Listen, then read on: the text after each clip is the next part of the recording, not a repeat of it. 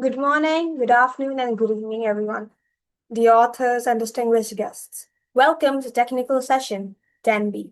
I'm Sanskriti and I will be moderating this session today. On behalf of the Global Knowledge Research Foundation and GR Scholastic, it is my pleasure to welcome you to the 11th International Conference on Information and Communication Technology for Intelligent Systems, that is ICTIS 2026, being hosted in Bangkok, Thailand. This 11th edition is being conducted in a hybrid mode. The physical conference took place yesterday in Bangkok, while the virtual sessions are being conducted via Zoom from 9th to 11th April 2026. I hope you find today's session insightful, engaging, and intellectually enriching. In this session, we have 10 presentations. Each presenter will have 10 minutes for presentation, followed by 2 minutes for Q&A. A gentle reminder will be given at the 9-minute mark. All participants are requested to remain connected until the closing remarks. For any queries or updates, please feel free to use the chat box. Now, before we begin, I would like to introduce the session chairs for this session. First, we have Professor Mohammad Murad Hussain, who is an assistant professor at Gopalganj Science and Technology University in Bangladesh. With over 12 years of experience in statistical research and higher education, he specializes in data-driven analysis and applied statistics. His research interests include natural language processing, machine learning, and big data, statistic modeling, and public health statistics supporting evidence-based decision-making and interdisciplinary research. Welcome, sir. Would you please like to share a few words with us? Thank you for introducing me and welcome to this actually session for all authors. Actually, it's a good starting for all us. I hope that everybody will stay from first to last. So I think we can start because time is going on. Okay.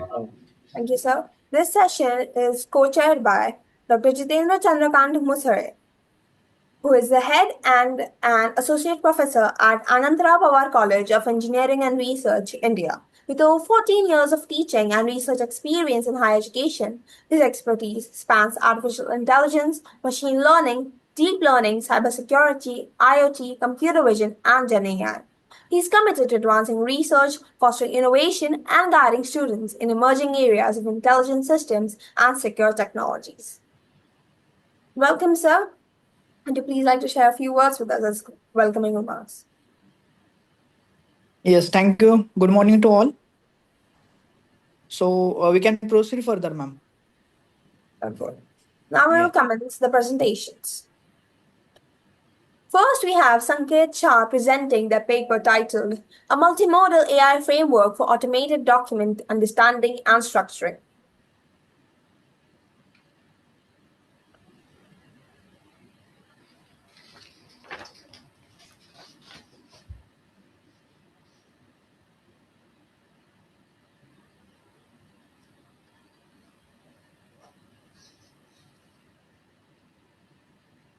Sanket Shah, are you present here?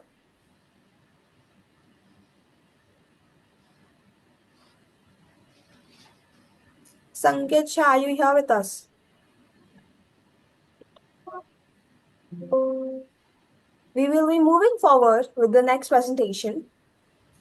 Next, we have Vivek MR presenting the paper titled An Architectural Study and Implementation of RISC-V Vector Extension.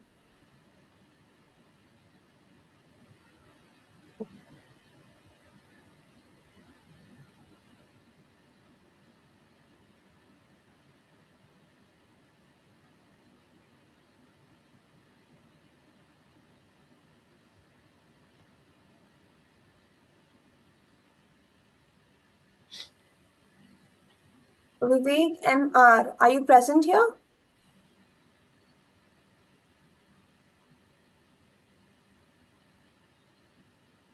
Vivek MR, are you present here?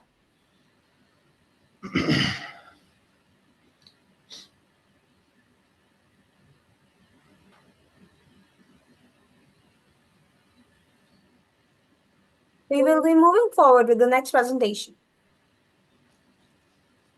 Next, we have Nikita S. presenting their paper titled An Explainable MSME Schemes Question Answering System Using Large Language Models for Knowledge Graph Construction and Retrieval Augmented Generation.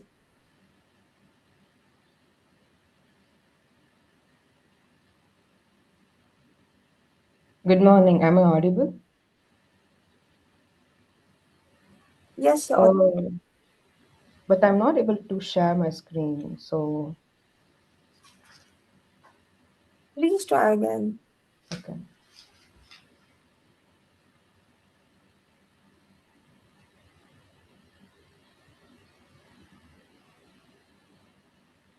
So I hope the screen is visible. Yes, it's visible. Okay. Good morning. I'm Nikita from Rajlakshmi Institute of Technology, and I'm here to present on behalf of my team our project named An Explainable MSME Schemes Question Answering System using large language models for knowledge graph construction and retrieval augmented generation. So I would like to start with the introduction. So our project introduces LDK RAG. LDK means Link Knowledge Document RAG system, which is a hybrid system that combines domain-specific knowledge, and it structures these domain-specific knowledges into a proper knowledge graph, which is stored in Neo4j. Through this, we will be able to combine the KG reasoning with document embeddings. And for all of this, we have used Gemini API, showing that reasoning via graph structures are more efficient in retrieval as well as in understanding how, and also enabling models to reason within the queries. So the reason we have taken this problem statement is that when you come across a lot of MSME schemes which are present which are given out by the Tamil Nadu government, if you go and try to understand from their official website, you will see that all of these documents are fragmented and are scattered across a lot of sources. So this can limit accessibility as well as transparency. So since it is scattered out across many sources, it kind of complicates analyzing, and also it can be a little bit hard to cross analyze different documents or regarding different schemes.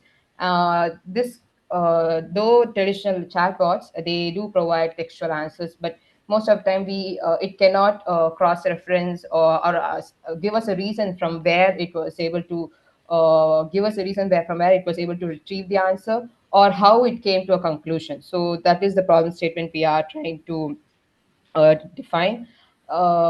The problem so through this problem statement, the problem objectives that we have come to is that will design an end-to-end automated pipeline which converts the unstructured MSME policy documents into a structured knowledge graph using the LLM driven entity and relation extraction. And then this creates one of the layers. The other layer is to create a semantic document embedding with using the sentence transformer, and to query it, we are using faces index. In the end, the whole project tries to create an explainability layer, that is by rendering a visual reason subgraph for each generated answer. These are the problem objectives that the project aims to achieve. If we are going to understand the current status, or like what is happening with all the related works, these are the four important works that we have come across. First is that first paper suggests how integrating LLMs also improves the accuracy for complex and long tail queries. It is the LLMs are able to answer more efficiently for domain specific answers when they are integrated with knowledge graphs. Second paper, second paper explains how using to automate knowledge graph creation reduces the manual effort in structuring domain-specific data. Third paper explains about how the using RAG and knowledge graph reasoning improves the reason reliability and contextual understanding. And lastly, the fourth paper that we have heavily focused is that this application that of using LLMs, of using RAG knowledge graph along with LLMs for creating a medical question Q&A. In this paper, they have demonstrated how it is effective in real world domain applications. These are the 4 papers that we have heavily relied on when we were creating the architecture for our project. So to explain about the project, the model's architecture, here we can see that obviously the first layer is the data source layer, which took about, we gave about a week for this. So all the team was going across, searching across a lot of government portals and also central government portals to fetch the MSME schemes related documents, so that the origin of documents are official and are validated. The next layer is knowledge extraction. So this layer is very important for the KG construction. So what happens in this layer is that the documents that we have sourced are given into Gemini or LLM, where we were able to create entity and relationship types. So this acts as a skeleton for the triple extraction. Triple means the subject, predicate, and object. So each entity and relationships are now converted into the this format, into the triple format, so that when we ingest this triple into knowledge graph, it has a proper this triple format allows nodes to be created within the knowledge graph. So the output of triple extraction is a JSON output, which has subject, predicate, object, page, and source. So page is being mentioned because of because like we started with documents, right? So we also had page numbers in order to be, so that we can go back and see if the triples are properly extracted. So this page, so that's why we have added page numbers also. And source is the links that we were able to fetch from the documents. So using page and source, the schema was validated manually. So this is knowledge extraction. From this, so the output is now given into the knowledge base. For Neo4j database was used for this. So using Python Neo4j driver, all the JSON that was extracted was ingested into Neo4j database. Here, while ingesting into the database, we used merge command, so that duplicate entities are like unified across documents, and similar triples are again combined together, so that there will be no duplicate or reoccurring nodes within the knowledge graph. Alongside this constructs one of the layer. Alongside this, we also built embedding layer. Embedding layer uses directly uses the documents that we have created, we have fetched from the sources. So here we use sentence transformer, and particularly the all mini LM model, because it is lightweight framework, and also gave us a better speed accuracy trade-off while being a lightweight framework. And phases index was used to conduct the vector similarity search. And the reason we use phases index is that like particularly say phases CPU is because again we only had accessibility, we do CPU and not GPU. So these two models were considered because of the space and hardware constraints we had. So once these two layers are done, we have the query pipeline. So this is the pipeline which is where the user is interacting with the model. So here the user gives an actual query input, and then we have a Gemini analyzer, which has which acts as a like middle person between the user and both the knowledge graph and the embedding layer. So the Gemini analyzes the now user's input, and it extracts the entities and intent from the user query. So this entity is given to is it is used to fetch nodes from the knowledge graph, and as well as the from embedding vectors. So using the entities, if you actually look into the node Neo4j database, the how it is stored is that all the entities are kind of given as nodes, and the relationships are the connecting edges. So using the entity, so that's why Gemini extracts the entity first, so that when the KG query is sent using Cipher to send to the Neo4j, the nodes are first fetched, and then the relationships are, along with that comes out. So, and the embedding layer, it just gives more information from the documents which might have been missed or when triples are being extracted. So this just adds more information with the KG answer. Once Gemini gets both the answers, it always gives more importance to KG answers, because text embeddings, because the document embeddings can hallucinate, which we can understand why we have given more importance to the answer to from KG in next slides. So it merges both the KG triples and the text answers from embeddings, and it creates a structured answer with citations. And in the end, we will also have subgraph visual, which was used while which consists of the nodes that were extracted from the Neo4j database. Now I will explain the like each and every. This was the high level understanding of the project's architecture diagram. Now we'll go deep into the each and every like modules which we have used. The first layer, first obviously, was the data sources. So this was almost fully manually done. So like we went and we fetched from the we first identified what are the government sources that are official and uh, Sorry to interrupt you. This is just a gentle reminder that 1 minute is left for your presentation. oh, okay. So we have identified the modules. First is data source layer, so it gets all the input from the layer. Second, knowledge extraction. We have used Python to Gemini to extract relationships, and the output is structured into JSON. Third is the Neo4j graph. Here we have used merge and relationship to create a conflictless Neo4j graph. Fourth is the embedding layer. Here we have used all many LM, which creates an embedding once, and this is cached so that in every time it doesn't create a new embedding layer.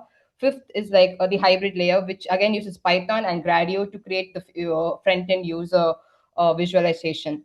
So this is like just a specification of each and every framework that we have used in the backend Python and Gemini API, RAG, like Phases Index, and Neo4j Graph database. This is a result of like just a sample result. You can see here, and this is the explainability, which is like uses the Neo4j graphs. I mean, the nodes that were fetched during the Neo4j extraction are again reconstructed here for the user to understand how the answer is coming from the Neo4j. This is the results and evaluation. Here we can see that even with if even like the combined output is like 72%, it's accurate, and for KG only we can see that it's 60% it's correct. But text only, that is only for answering only using embeddings, it is not able to answer in two types of questions: cross compare and process oriented. So I'm sorry, three types of questions, scenario based. So even if we are going to only use KG, it performs better than just giving documents to an LLM and asking LLM to answer it. So so here we can understand that using a combination of KG and text embeddings can improve the results very by a large amount. In the conclusion, I would like to say that going forward, having a combination of KG subgraphs and text embeddings, it increases the factual accuracy over like text only approaches. And the reason and subgraph visualizations helps users to understand the reasoning within the reasoning of LLM, to which how it has come to the conclusion, or how it has derived the answer to the user query. Thank you.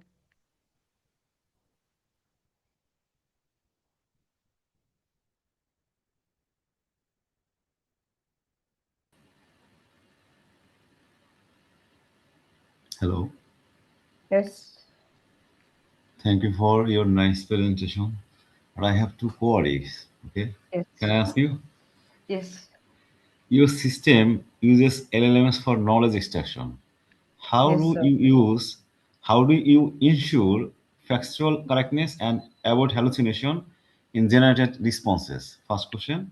Second question, while explanatory is improved, how do you quantitatively evaluate the quality and reliability of explanation provided to users? So for the first question, the I hope you are meaning the like triple extraction. I hope you're asking in that sense, or did you mean in the answering when the LLM answers the question? I'm asking about the factual correctness and avoid hallucination in Huh. generation responses. So the reason how we restricted hallucination is that one, even when we were ingesting into the knowledge graph, that is why I said we have prompted the LLM to only use knowledge graph answers over anything else. So so the chances are that it does not hallucinate, because if it's not able to find the nodes, if it's not able to find the entities that are like that the LLM has retrieved from the user query, then it will just say I don't have the answer, because we have restricted the LLM to answer only based on the nodes that are present within the knowledge graph. I hope that answers the first question. Second question, how do you quantitatively evaluate the quality and reliability of explanation provided to users? So here we have used a very simple approach, that is, since we already have the government documents, which, and so we have an idea of what for each question what are the answer, or whatever the keywords that should exist for each query. So what we have done is that we have done simple text matching, and we have, so for example, if you ask one question, right, while testing we have given a question, and we have already mapped for certain keywords from the documents, saying that these are the important keywords that should exist when the project is when the model is answering. So based on the number of keywords that is identified in the queries, I mean model's answer, we have evaluated based on that. Thank you. Thank you for a good explanation. And you have done a good research. Thank you. Thank you. Yes. Good morning. Good Nice morning. presentation. Yes. I have one question. Yes. The question related to how does the retrieval augmented generation improves the accuracy over the standalone LLM? So the RAG module, RAG is it is being used in the with along with the text embedding. So again, we have seen that even when we are using only KG, right, where RAG is not being implemented, only KG modules where that is LLM is directly querying from the knowledge graph. We have seen only 60% it is able to answer. That is the reason we have implemented RAG, so that RAG is able to fetch answers even from the documents embedding. So this adds extra of like 12 percentage of more accuracy. So that it is able to improve the accuracy because of the semantic understanding of the documents, which might have been missed from the knowledge graph. So it gives a more extra level of understanding from the document that has been given to it. I hope that answers the question. Okay. Yes. Fine. Fine. Thank you. Thank you. Thank you, Nikita, for the presentation. Next, we have Sanket Shah presenting the paper titled A Multimodal AI Framework for Automated Document Understanding and Structuring.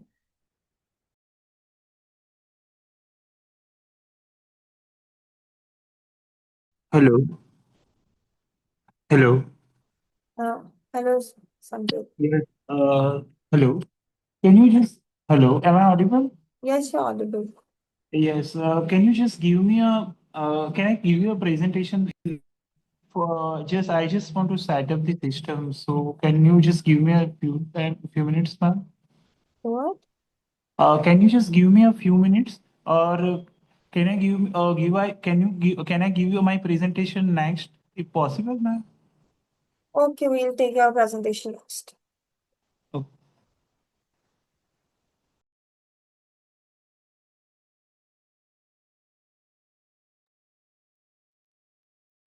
Um,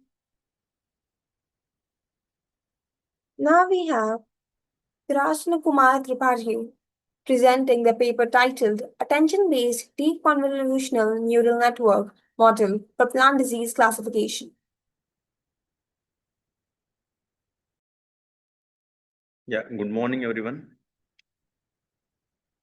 Am I audible? Yes, you're audible.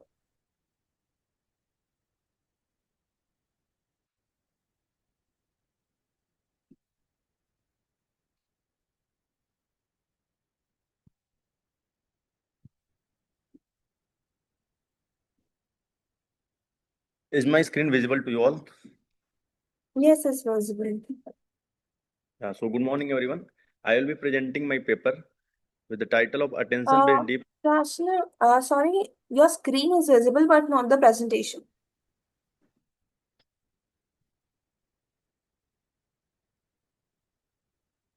Let me fix it.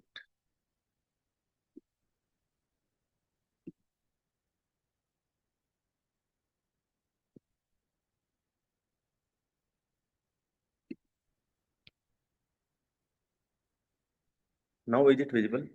Yes, it's visible. Okay, so I have my paper title, that is Attention-Based Deep CNN Model for Plant Digit Classification. So I'm starting from the introduction. I have a problem statement of plant digit that reduces crop yield and directly affect the food security. And on manual basis, it depends on the experts, and it also time consuming process. So whenever we have a large scale agricultural, when we have a large scale agricultural monitoring, it requires an automation, and digit symptoms may be subtle and distributed or visually similar. So we are designing a deep CNN model for multi-class plant disease classification, which will be enhanced by the squeeze and excitation blocks, and also it uses the attention gate technique. Basically, we are taking the 21 classes across the 5 crops that are apple, maize, grapes, potato, and tomato. To support the interpretability of this research, we are using the GradCam and the feature visualizations. The key contributions of our research is that it uses a deep CNN model that combines the AC blocks and attention gates, which further get improved channel-wise by special features by leaning the plant digit classifications. It proposes the GradCam visualization to show disease-specific region or leaves the achieves and state-of-the-art performance on 5 representative crop disease classification tasks. Introducing attention gate mechanism greatly improves the model ability to focus on the disease-related features as evidence by its strong generalization performance across a wide array of disease classes. Next, we have taken the literature review from the fourth paper, that is GEI paper of 2020. From that, we have taken the classification technique of transfer learning on the plant of tomato leaves, from where we got the accuracy of 95.7%.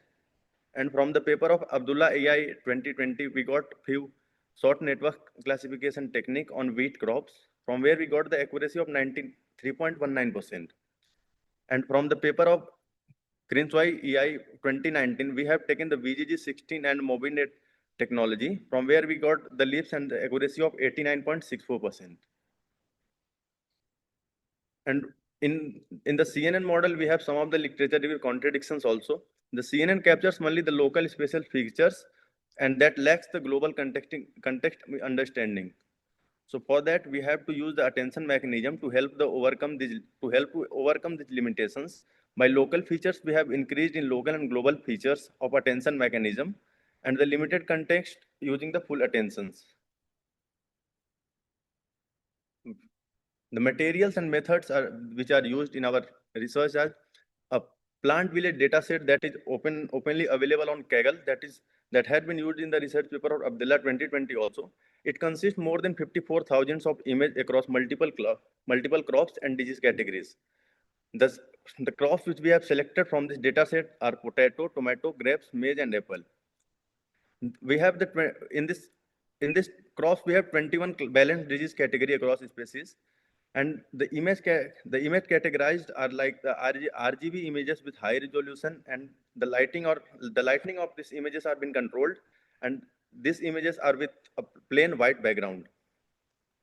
The data split which are used in our training, validation, and testing are in the form of 80% in training, 18% in validation, and 2% for the testing.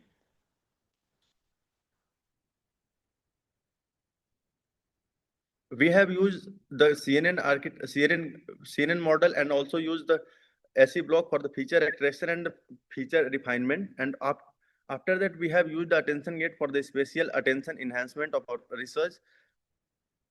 It also uses classification for fully connected layers for the final prediction of our result.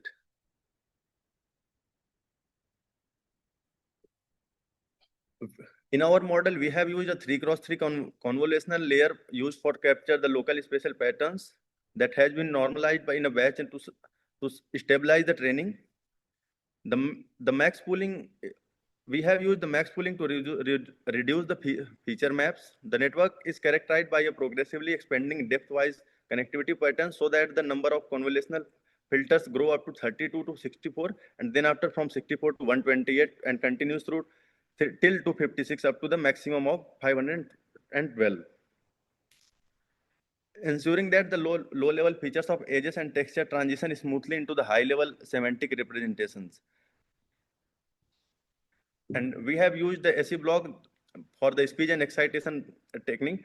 We use the SE speech model for the global average pooling to convert the spatial feature to each channel into a single vector. Then after we have used the excitation for fully connected bottleneck layer to channel reduce filter and ratio. A second fully connected expansion layer storing the same channel wise size as input.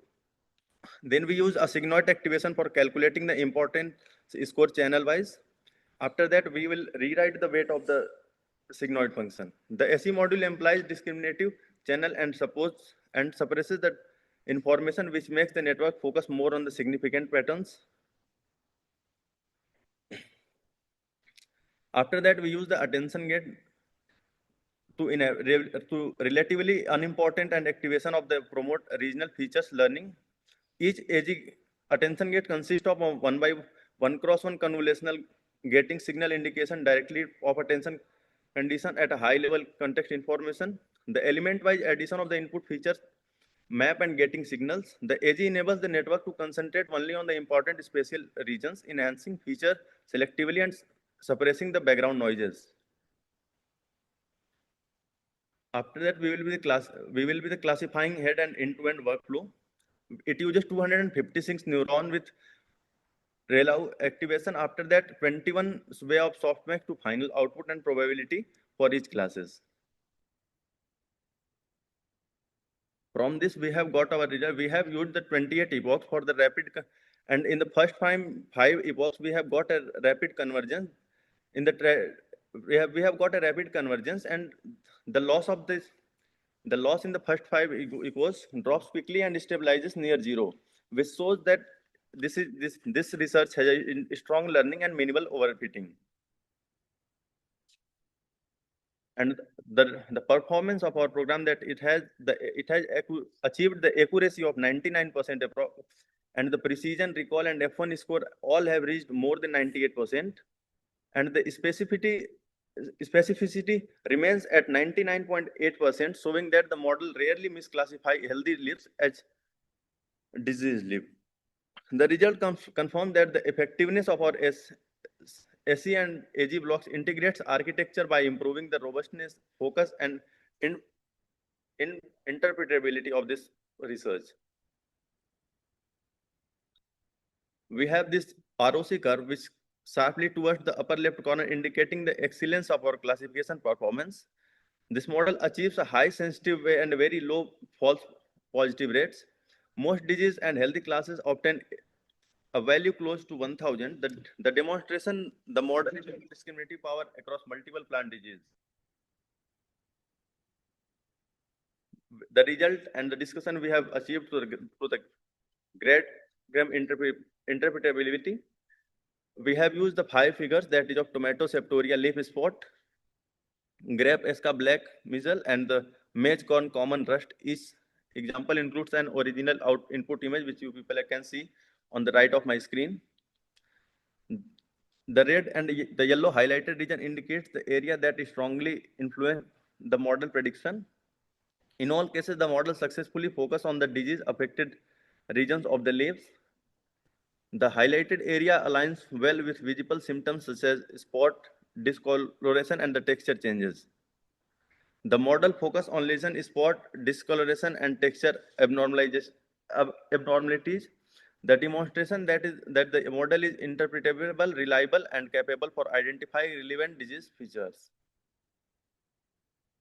The conclusion which we have from our research is that this work presents a deep model for multi-class plant leaf disease classification over major 5 crops. The framework combines AC block and the attention gates to improve feature learning. GradCam visualization improved interpretability by showing important disease-affected regions in leaf images. And the attention mechanism helped the model focus on the disease-specific area, leading to the better generalization across different disease categories. The proposed model have achieved high performance in terms of accuracy, precision, and recall, which is the accuracy more than 98%, and the precision recall is also more than 98%. And we have taken reference from some of the papers, that is Abdullah 2020 plan. They had also used the same data set of 2020, if you can see. So thank you.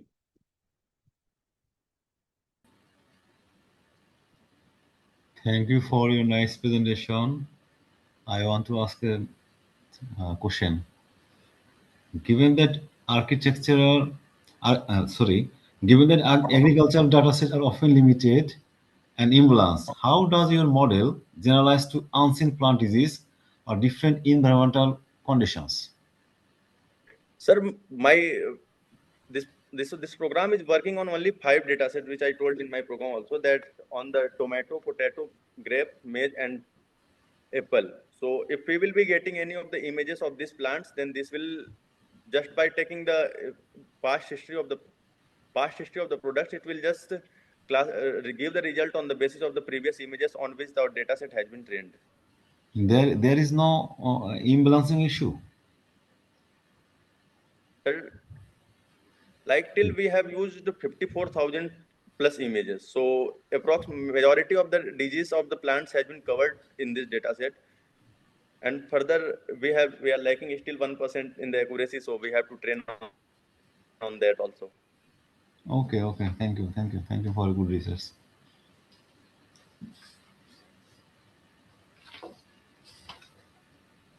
One question from my side.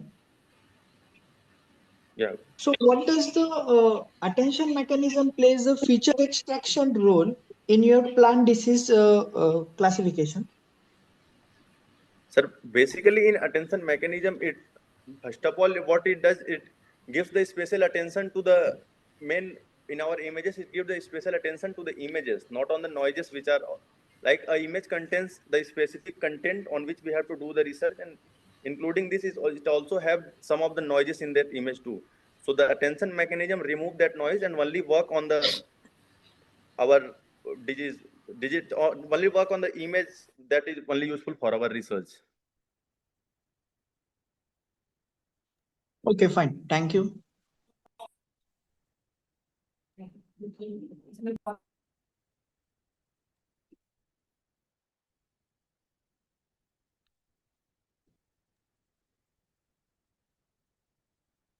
Thank you for your presentation. Next, we have Sanket Shah presenting the paper titled A Multimodal AI Framework for Automated Document Understanding and Structuring. Hello. Wait a minute. I will just share my screen. Yes.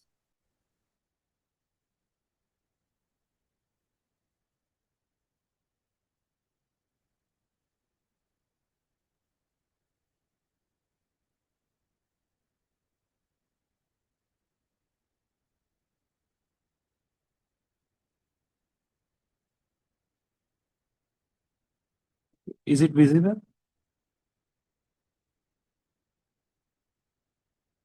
Hello. Yes, it's visible. Okay. Good morning, everyone. Hello. Am I audible? Hello. Yes, you're audible. Okay. Hello, everyone. Good morning, everyone, and all respected session chairs, reviewer, and participant.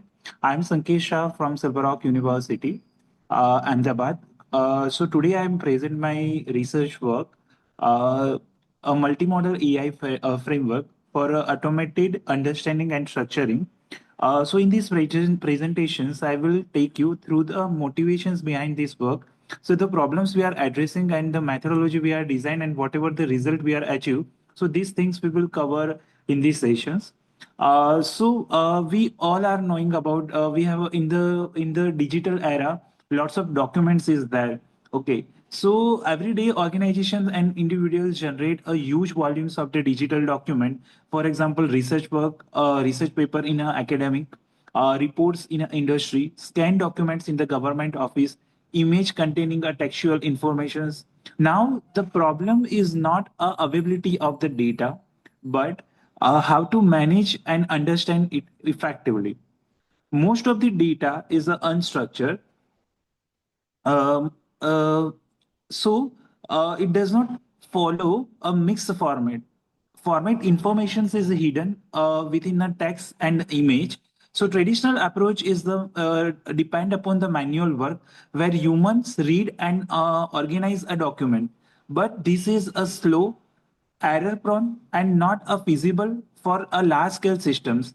Every rule based systems fail because they depend on a predefined patterns and the real world data is too diverse.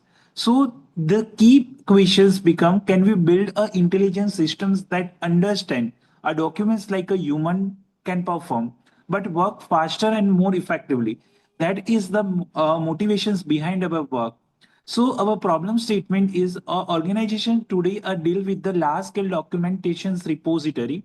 So the repository contain a text-based document in image-based document. So existing systems have two major limitations. First, they process the text and images separately. For example, one model handle the text and another handle the images, but there is no integrations is there. So these lead to a lot of loss of the contextual understanding. Second, many systems depend on the cloud-based processing. While a cloud offers a scalability, it introduces a privacy risk, data security concern, dependency on the internet connectivity.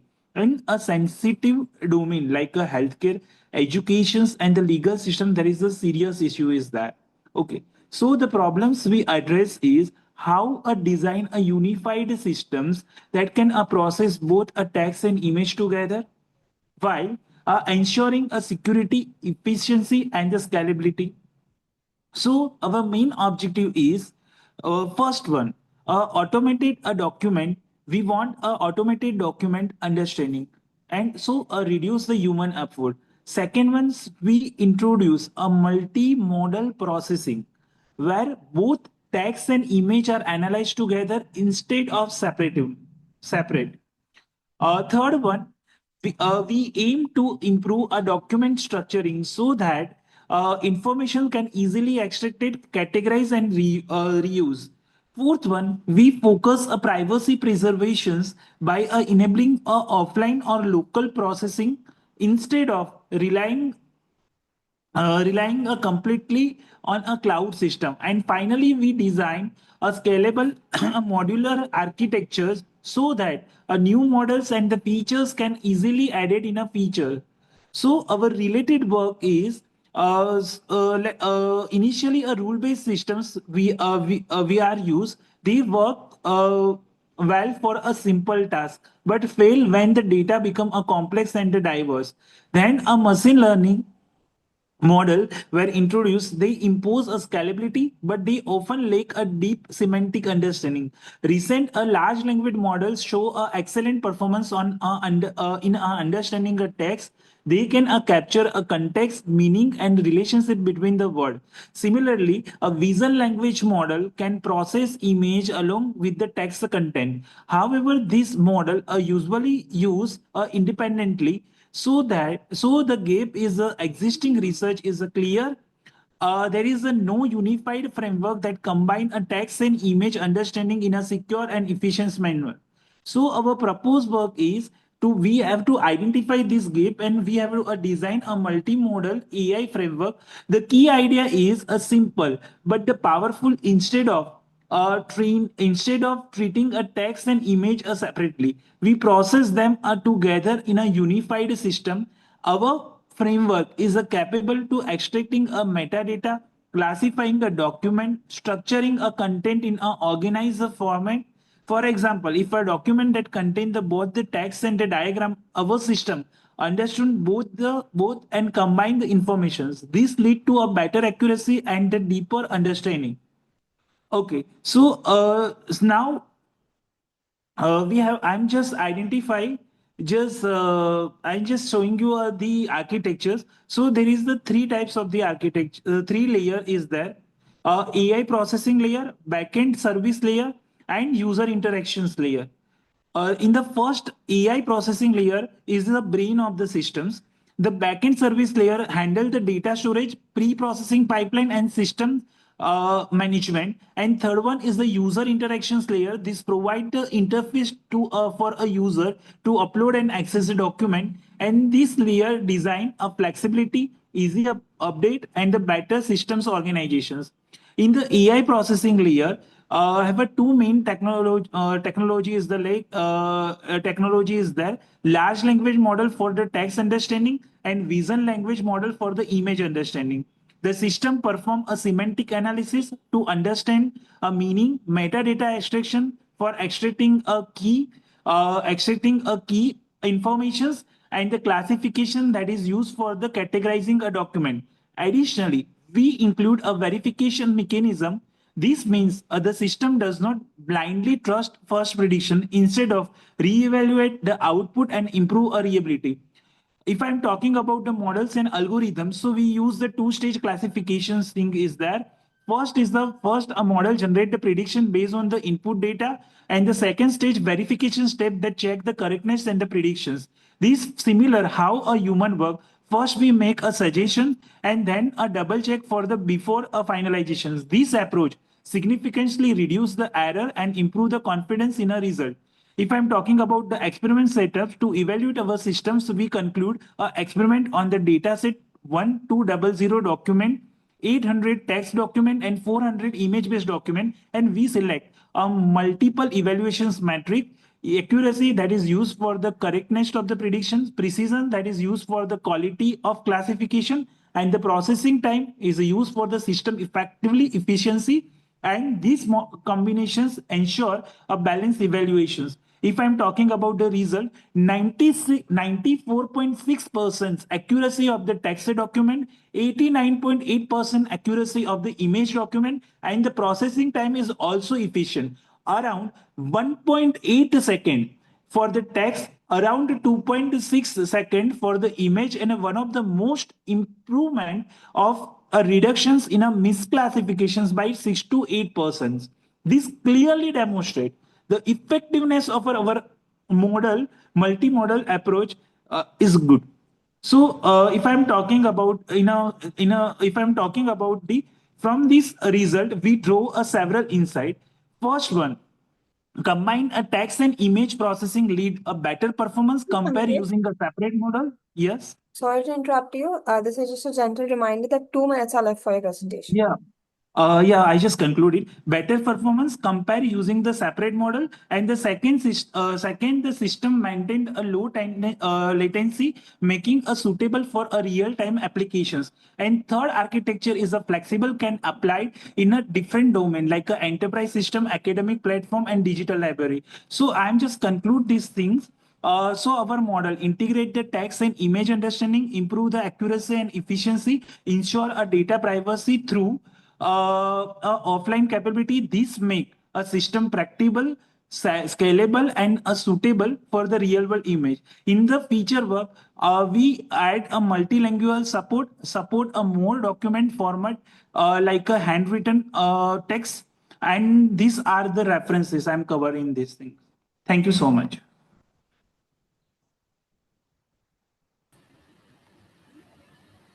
Thank you for a nice presentation. I want to ask a simple question. Your system relies on gaze and speech features. here actually, how robust is the model when dealing with noisy or low quality input data in real classroom environments?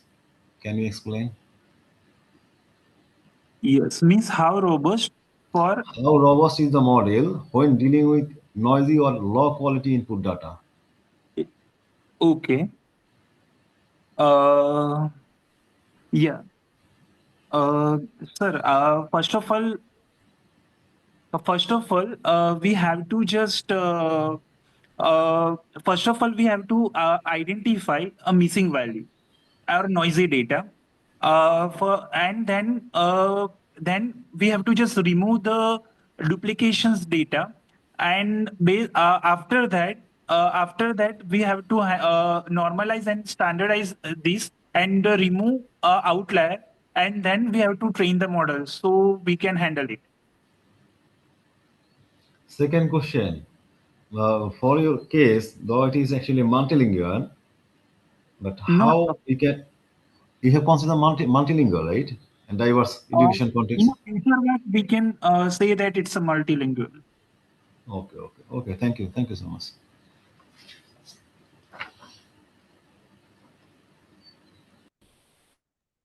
No question from my side. Okay. Okay. Um, Thank you, Sanket, for your presentation. Okay. Thank you. Next, we have Ria Rahmanida presenting the paper titled Balancing Learning and Digital Business, a study of technostress among student entrepreneurs.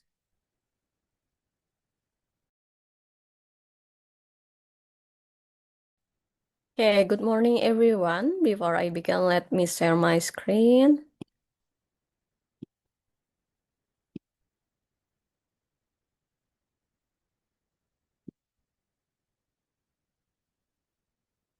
Okay, can everyone see my screen clearly? Yes, it's visible. Okay. Please My put name in is presentation mode. Ria Rahmanida from Universitas Negeri Jakarta, Indonesia. Today I'm here to present this study on behalf of our research team. The study is entitled Balancing Learning and Digital Business, a study of technostress among student entrepreneurs. This research was conducted by me and my friend Maulana Amirul Adha, Maulana Pramaditya Ananta, Bayu Suhendri, Eka Dewi Utari, and Nur Atira Sumardi. Thank you for the opportunity to present our work. Digital technology is now a core part of higher education. At the same time, many students are also running digital businesses. This means students are managing dual roles as learners and as entrepreneurs. While this creates opportunities, it also introduces a challenge called technostress. Student entrepreneurs face high digital demands from both learning platforms and business platforms. This leads to continuous pressure. However, most previous studies focus on employees or students separately. There is still limited research on student entrepreneurs, especially qualitatively. This study aims to explore three things. First, how technostress is experienced. Second, how it appears in learning and business activities. And third, how students cope with it. We use qualitative case study approach. The participants were 16 student entrepreneurs in Jakarta. Data were collected through interviews, observations, and documentation. Then we analyze the data using thematic analysis to understand their experiences. Our findings shows that technostress appears in several forms. First, always on digital pressure. Second, platform and information overload. Third, role conflict. Fourth, situational trade-offs. And fifth, time compression. These conditions are part of students' daily routines. These conditions have clear impacts. In learning, students experience reduced focus and mental fatigue. In business, they tend to make more reactive decisions instead of strategic ones. This affects both performance areas. To cope with technostress, students apply several strategies. They plan and organize their tasks, use automation and delegation, regulate their emotions, set digital boundaries, and rely on social support. These strategies help them manage pressure. However, not all strategies are effective. Some students engage in excessive multitasking and prolonged screen time. These behaviors can actually increase technostress. In conclusion, technostress is a persistent condition in the lives of student entrepreneurs. It affects both academic and business activities. Therefore, better awareness and management are needed. This study suggests that universities should promote digital well-being. They should also provide support such as time management and stress management training. This is important for student entrepreneurs' success. Thank you very much for your attention.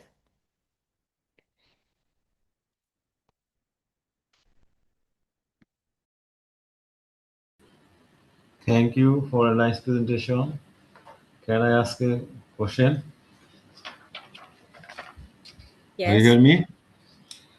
Since LLM generated content may introduce bias or inaccuracies, how do you validate the reliability of business insights police for your proposed system? Understand?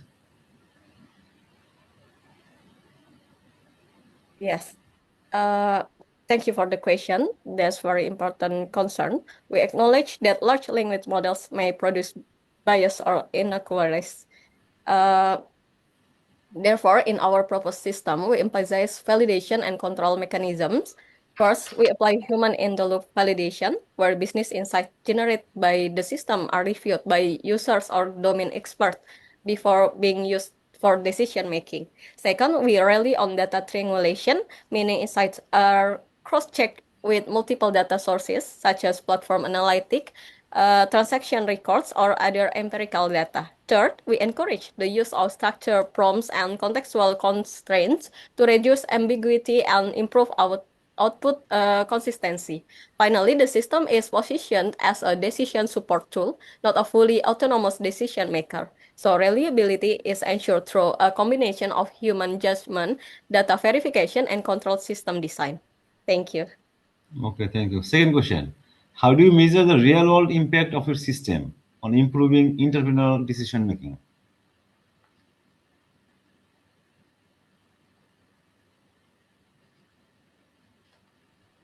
Okay.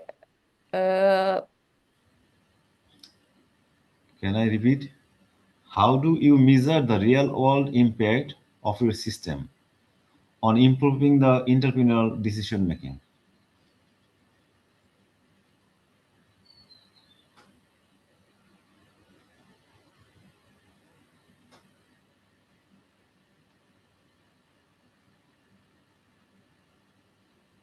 Okay, thank you. We can go forward.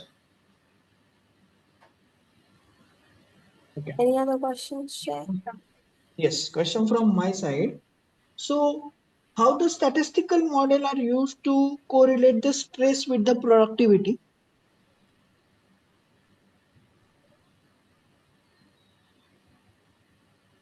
Okay, thank you for the point. Yes, statistical models are commonly used to examine the relationship between stress and productivity, particularly in quantitative studies. However, in this research, we adopt a qualitative approach. So our focus is not on measuring the strength of correlation, but on understanding how technostress is experienced and how it influences behavior in a real context. Instead of statistical relationships, we explore patterns such as reduced focus, mental fatigue, and more reactive decision making among student entrepreneurs.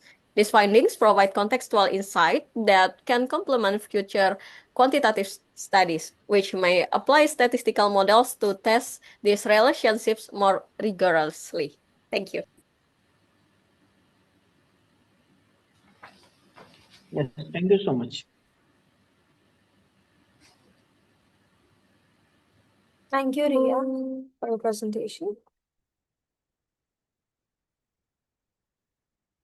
Up next, we have Pierre Bice presenting the paper titled Chessboard State Detection and Game Analysis Using a Two-Stage RCNN. Hello, can you hear me? Yes, you're audible. Cool.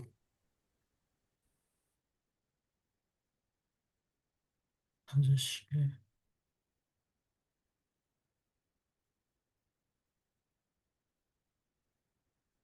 Is my screen visible? Yes, it's visible. Okay. Okay. Good day. I'm Pierre Bass, and I'd like to present my computer vision-based chessboard state detection and game analysis system from South Africa, Johannesburg. So firstly, we'll start off with the introduction, where we'll look into the main problem, why work on this problem, and what a candidate solution looks like to this problem. Now, the main problem of the system is digitizing or translating a real-world chess game in real time using computer vision-based techniques. Now, the whole reason why this is such a big problem is due to the sophisticated accuracy that is needed to actually translate a real-life chess game into its digital equivalent.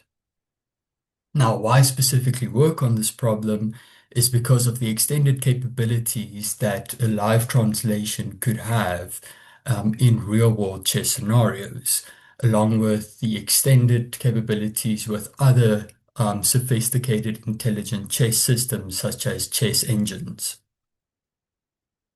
Now, what is a candidate solution to this problem will entail some form of object or piece detection, as well as a board localization strategy to actually reflect what the live chessboard is currently being displayed. And that can be summarized in the following way. So the task at hand will encompass some data set, how we curate our data and what augmentations were applied. We'll then go and look into the board localization strategy where we actually need to find the coordinates of the chessboard squares.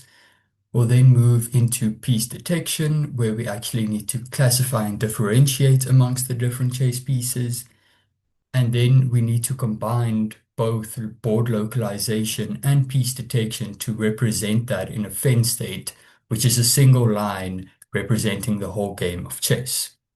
Now, as mentioned, starting with the dataset, I have used RoboFlow chess annotations, and in addition, I've appended my own dataset using Label Studio due to the low inference level accuracy that the model initially achieved.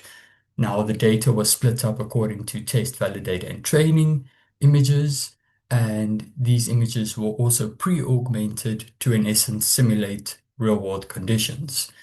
Now, the data is comprised of an ID corresponding to a specific piece, as well as its corresponding bounding box in the image.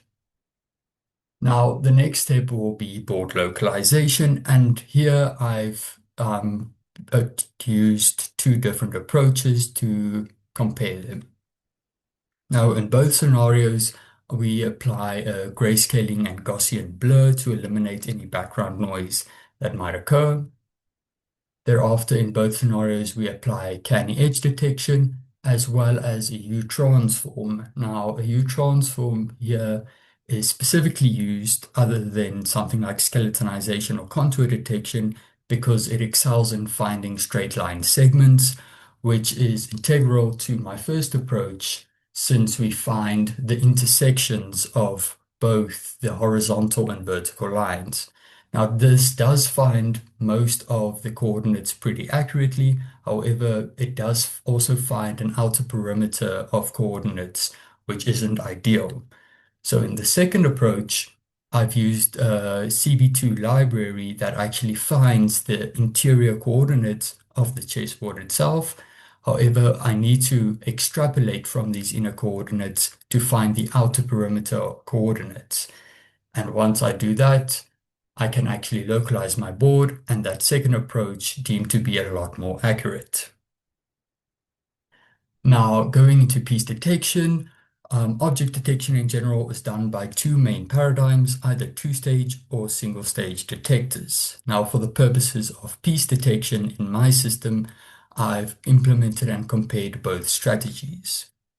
Now, with the single-stage detector, a YOLO V8 model was run on the dataset with the extended dataset, and the results thereof will be explored later on. In comparison, a two-stage RCNN model was also trained on the exact same dataset, and training commenced in the following way. Firstly, we take our image from the dataset and we apply what's known as a 1000-swap segmentation, which is a graph-based image segmentation where subsequent pixels are nodes and edges connect nodes of dissimilar color. So once we have these nodes, we in fact have a bunch of initial proposals of regions of interest. Now, this does lead to a lot of unwanted regions that we don't necessarily want to feed into our multi-layer perceptron. So what we do is we take our ground truth bounding boxes as well as our initial proposals and refine them by taking the intersection over union. And if it's above a certain threshold, we keep that that proposal or that region. Now, this region will then be corresponding to a ground truth label. So we then take each one of these proposals. In this case, the ground truth label will be a white pawn. We feed that into the multi-layer perceptron to actually learn and differentiate amongst the different chess pieces on the chessboard. Now, the final step would be the actual Venn state representation. Now, the following Venn represents the chess position displayed here, where our initial characters represent each row of the given chess game, where numbers are open squares and letters represent pieces. The next character represents the players whose move it is. In this case, it is white. Whether or not castling rights exist, and whether or not en passant exist, which are both tactics in chess. Now, exploring the results, we see that the RCNN model did achieve an accuracy of 83.62% in the confusion matrix displayed. We also noticed that there is a quantity imbalance, but this does make sense since the quantity imbalance is primarily because of the pawns, which do not only form the majority of the data set, but form the majority of chess games in general. We also noticed that there is misclassifications, especially amongst bishops, since they do share a similar piece structure to other pieces and thus get misclassified more often.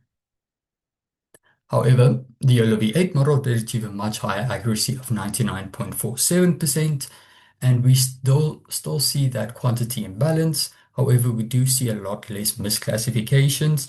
However, some of the misclassifications still pertain to the bishops, since they do still share that same piece structure.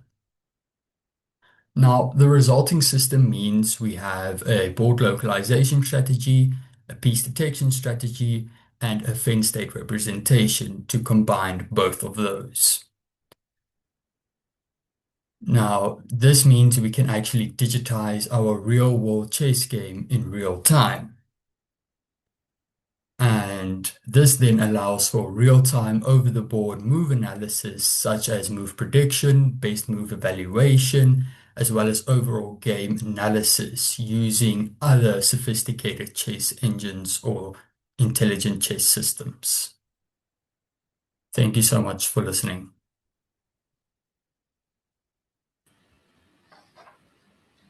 Thank you for your nice presentation. I have a query. How does your system handle real-world challenges such as occlusion, lighting variation, and camera angle distortion during live gameplay? Yeah, that's a very good question. So from the dataset itself, there was a lot of pre-augmentation applied. So that did help with real-world scenarios.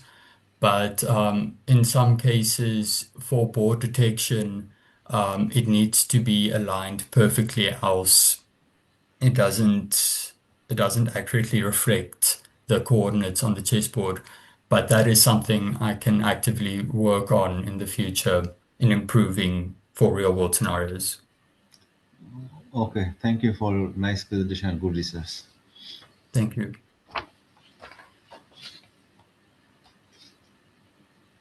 No question from my side. Thank you, Pierre, for the presentation.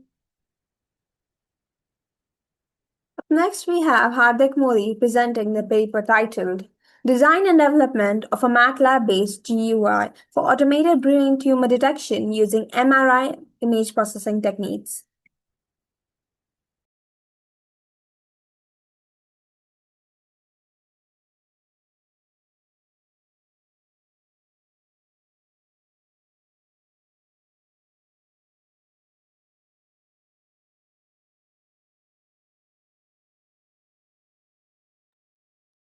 Hardik Modi, are you here with us?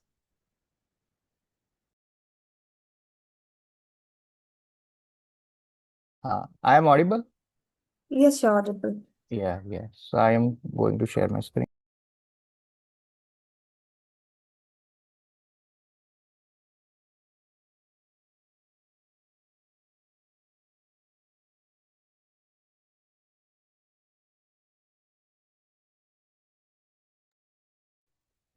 Is my screen is visible now?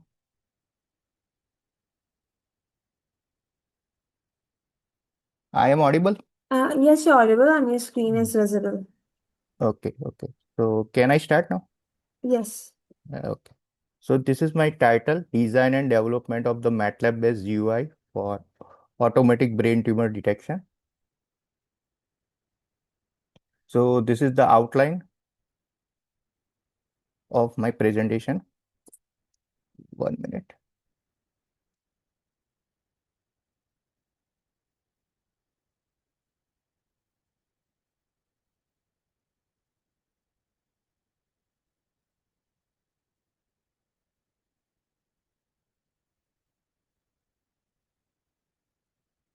So my screen is visible because here I am getting. Yes, it is visible. Yeah, 1 minute.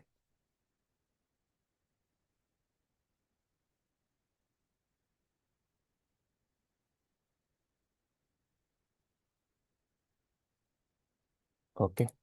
So this is my abstract. So 1 minute. Okay. So here the main objective of this work is to detect the brain tumor detection using MATLAB-based approach, and it is related with the MRI and CT scan images. So here is the abstract for this work. Then this is the main thing to design brain tumor is the abnormal growth of the cells in the brain. So here the process of medical imaging technique like MRI, CT scan for finding the abnormal growths in the brain. So this is the main work. And once the brain tumor is diagnosed, treatment option may include surgery to remove the tumor, radiation therapy, chemotherapy, or combination of the treatment that can be decided by the doctors. So basically, there are two types of the cancerous cells, benign and malignant. So here the problem statement is that the brain tumor detection for critical treatment for treatment and survival. Manual diagnosis is the time consuming and error prone. So need for reliable automated care system. Okay. And this is the objective. Here we have designed the MATLAB based GUI for easy interaction, improve accuracy and remove the manual effort, and development of the automated tumor for detection system. So this is the complete flowchart of this system. So first thing is we are going to take the MRI image from the source, and after that it will be converted to the grayscale image, and after that we are going to do the pre-processing of the image and different algorithms and application of the mathematics there, and after that we are going to post-processing of that image, and we have detected the basics of it is tumor or not. So this is the main thing. So this is the result and discussion. So here we have taken this image and it is converted with the grayscale with the median filter. After the 8 detection algorithms are used, then image segmentation algorithm, k-means clustering algorithms are used. So these are the images of brain affected by the cancer tumor, and this is the filtering image. After that, this is the age detected image, and after that the segmentation of the image is done, and last one is the extracted tumor image.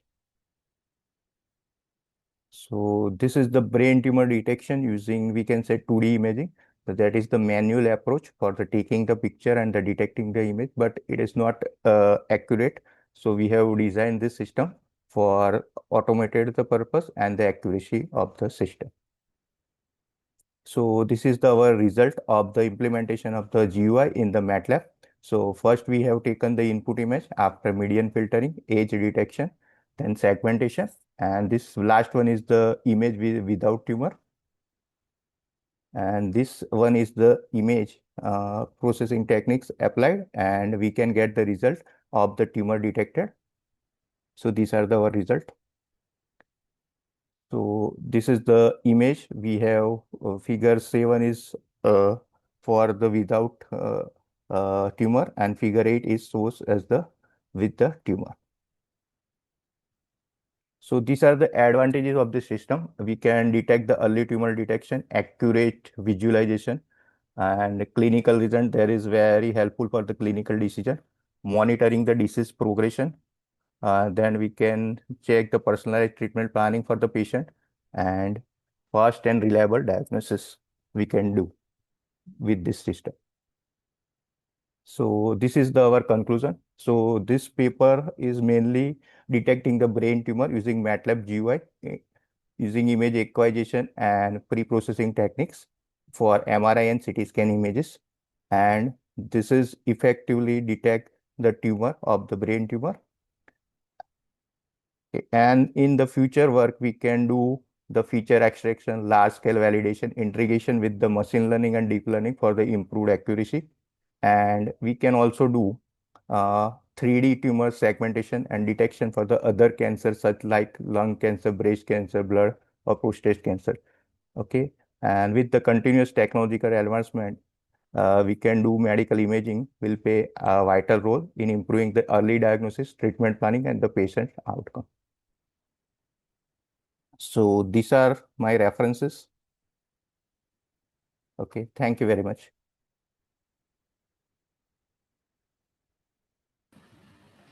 Thank you for a nice presentation and good research. I want to ask a question. Yes. Medical imaging systems require high reliability. How does your Yes. model perform across diverse datasets and different MRI machines? This system will take the MRI images from the labs, medical imaging labs, and it will produce around 99% accuracy, more than 99. Okay, another question. Yeah. What are the limitations of your segmentation approach in detecting very small or irregular tumor lesions? Yes. But in this system, there is the brain tumor detection. So there is certain shape and content of that image in particular So we can detect that. Okay, okay. Thank you so much. Okay. Okay. Thank you very much, sir.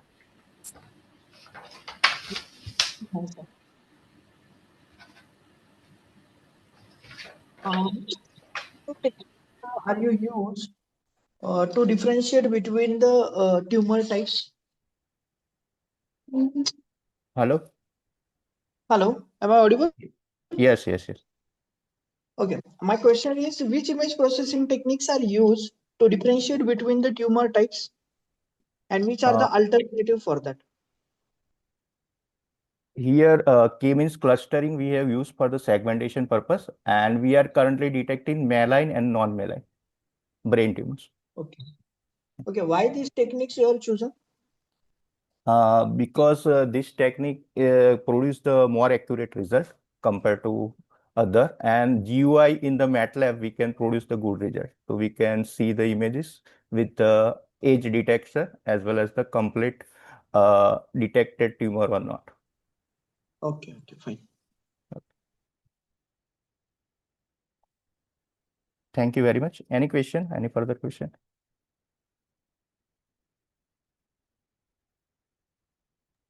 Thank you for your presentation, Hardik. Yes, thank you very much. Yeah. Up next, we have Nazira Upkar presenting the paper titled Managerial Perspectives on the Adoption of Artificial Intelligence in Small and Medium Enterprises in the Philippines, a qualitative study. Yes, ma'am. Thank you. For a while, I'll share my presentation. All right. May I know if my screen is visible? Yes, it's visible. Yes. All right. Thank you. Thank you. All right.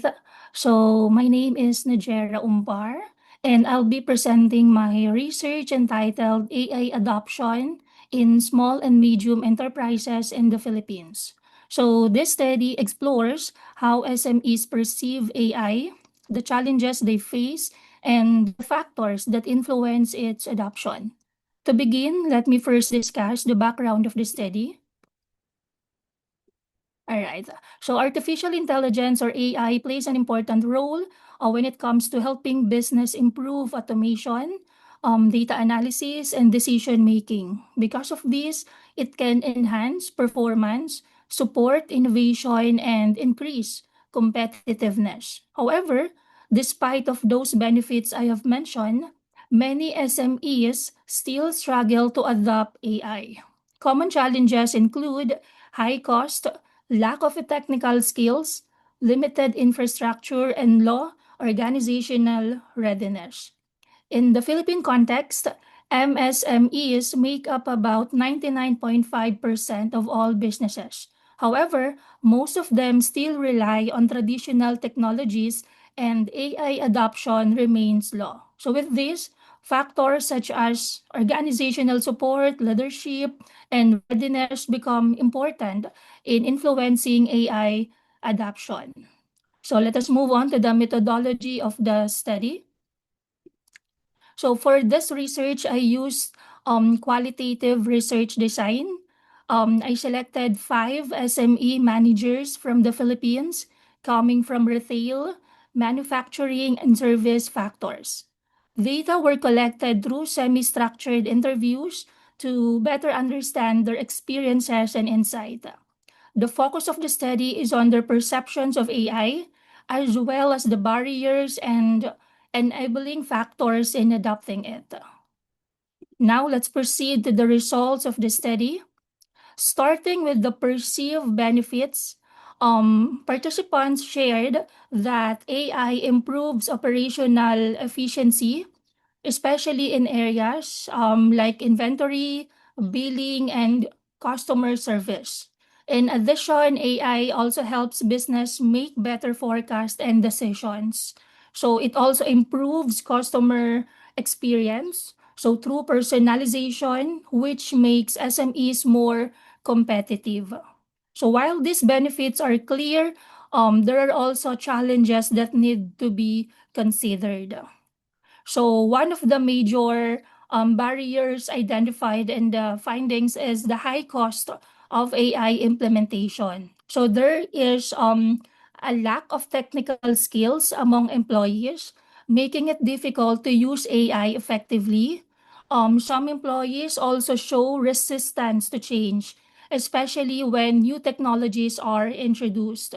Lastly, there is a weak ICT infrastructure. It still remains a concern for many SMEs. Despite this challenge, there are also factors that help support AI adoption.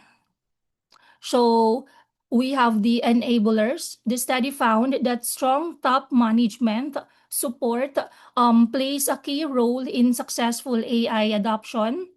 Training and capacity building also help employees adapt and become more confident in using AI.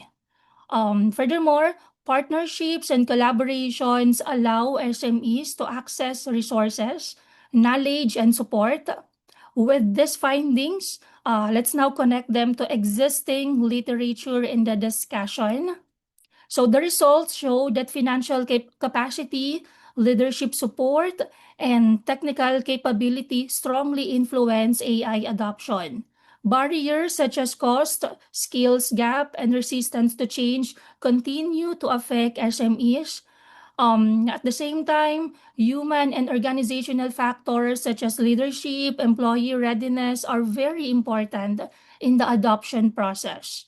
AI adoption also depends on how well it aligns with existing ICT system and business strategies. In the Philippine setting, AI adoption is still at an early stage due to structural and resource limitations. Given these insights, let us now move to the conclusion. So in conclusion, AI adoption among MSME is mainly shaped by financial capacity, technical capability, and leadership support. Although AI offers many advantages, barriers such as high cost, limited skills, resistance to change, and weak infrastructures, it still exists. Overall, the successful AI adoption depends on organizational readiness and proper alignment of ICT resources. So here in the Philippines, most SME are still in the early stage of exploring and adapting AI technologies. For the recommendation, um, several recommendations are proposed. First, the SME should strengthen, of course, the employee training and digital literacy program. Second, leaderships should provide stronger support and clear AI strategies. Third, there's need to invest when it comes to ICT infrastructure and also to improve the digital readiness of the employee. Fourth, SME are encouraged to build partnership and collaboration. Lastly, government and institution as well should provide support to promote digital transformation among SME. So that ends my presentation. Thank you so much for listening. Thank you so much for your nice presentation, and it's a very good research. I want to ask this question. Since your study is qualitative and based on interviews, how generalized are your findings to SMEs in other countries or industries? Can you explain? All right. Thank you so much for the question. Since my study is qualitative, how can my findings be generalized to other countries? Actually, this study does not aim for statistical generalization as it is qualitative in nature and based on a small number of SME managers in the Philippines, which is actually I interviewed only 5 SME managers here in the Philippines. So instead, it aims for analytical or theoretical generalization. So the findings can be transferable to other countries, particularly developing economies, because the results that I have identified earlier, such as cost constraints, lack of technical skills, what else? Resistance to change and the importance of leadership support and training are also commonly reported in the international literature on SME AI adoption. So it's important to note that there is a contextual differences, and also this may influence on how these findings apply in other countries. Okay, Thank you. thank you for your nice explanation. From my side, no more questions. Thank you. Thank you. One question from my side. What Yes. measurable KPIs can manager use to evaluate the ROI after adopting the AI solutions? I'm sorry, can you repeat the question so that I Yes, can I'll get just every detail? yes. What measurable KPIs can managers use to evaluate the ROI after the adopting the AI solutions? So you mean the KPI. All right, all right. Yes. Thank you so much. So when it comes to the KPI for return of investment, when it comes to the SME or the small and medium enterprises, I think there is a direct impact of this when it comes to financial KPI. Like for example, if there is a cost saving, there might be a reduced labor cost or reduced operational cost. And I think the revenue growth will be increased after AI implementation, and also the profit margin will be improved. But again, it depends on the payback period, on how long the company or the organization will invest on AI. So when it comes to operational efficiency on KPI, we can also measure that when it comes to process time reduction.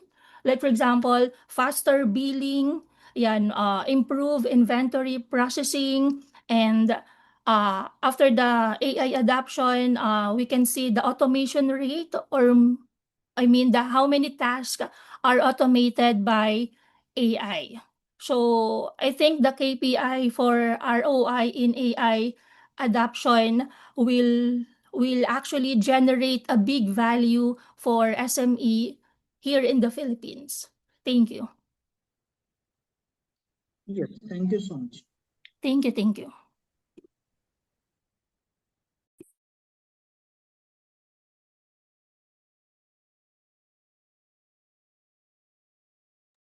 Thank you for the presentation, Najira. Next up, we have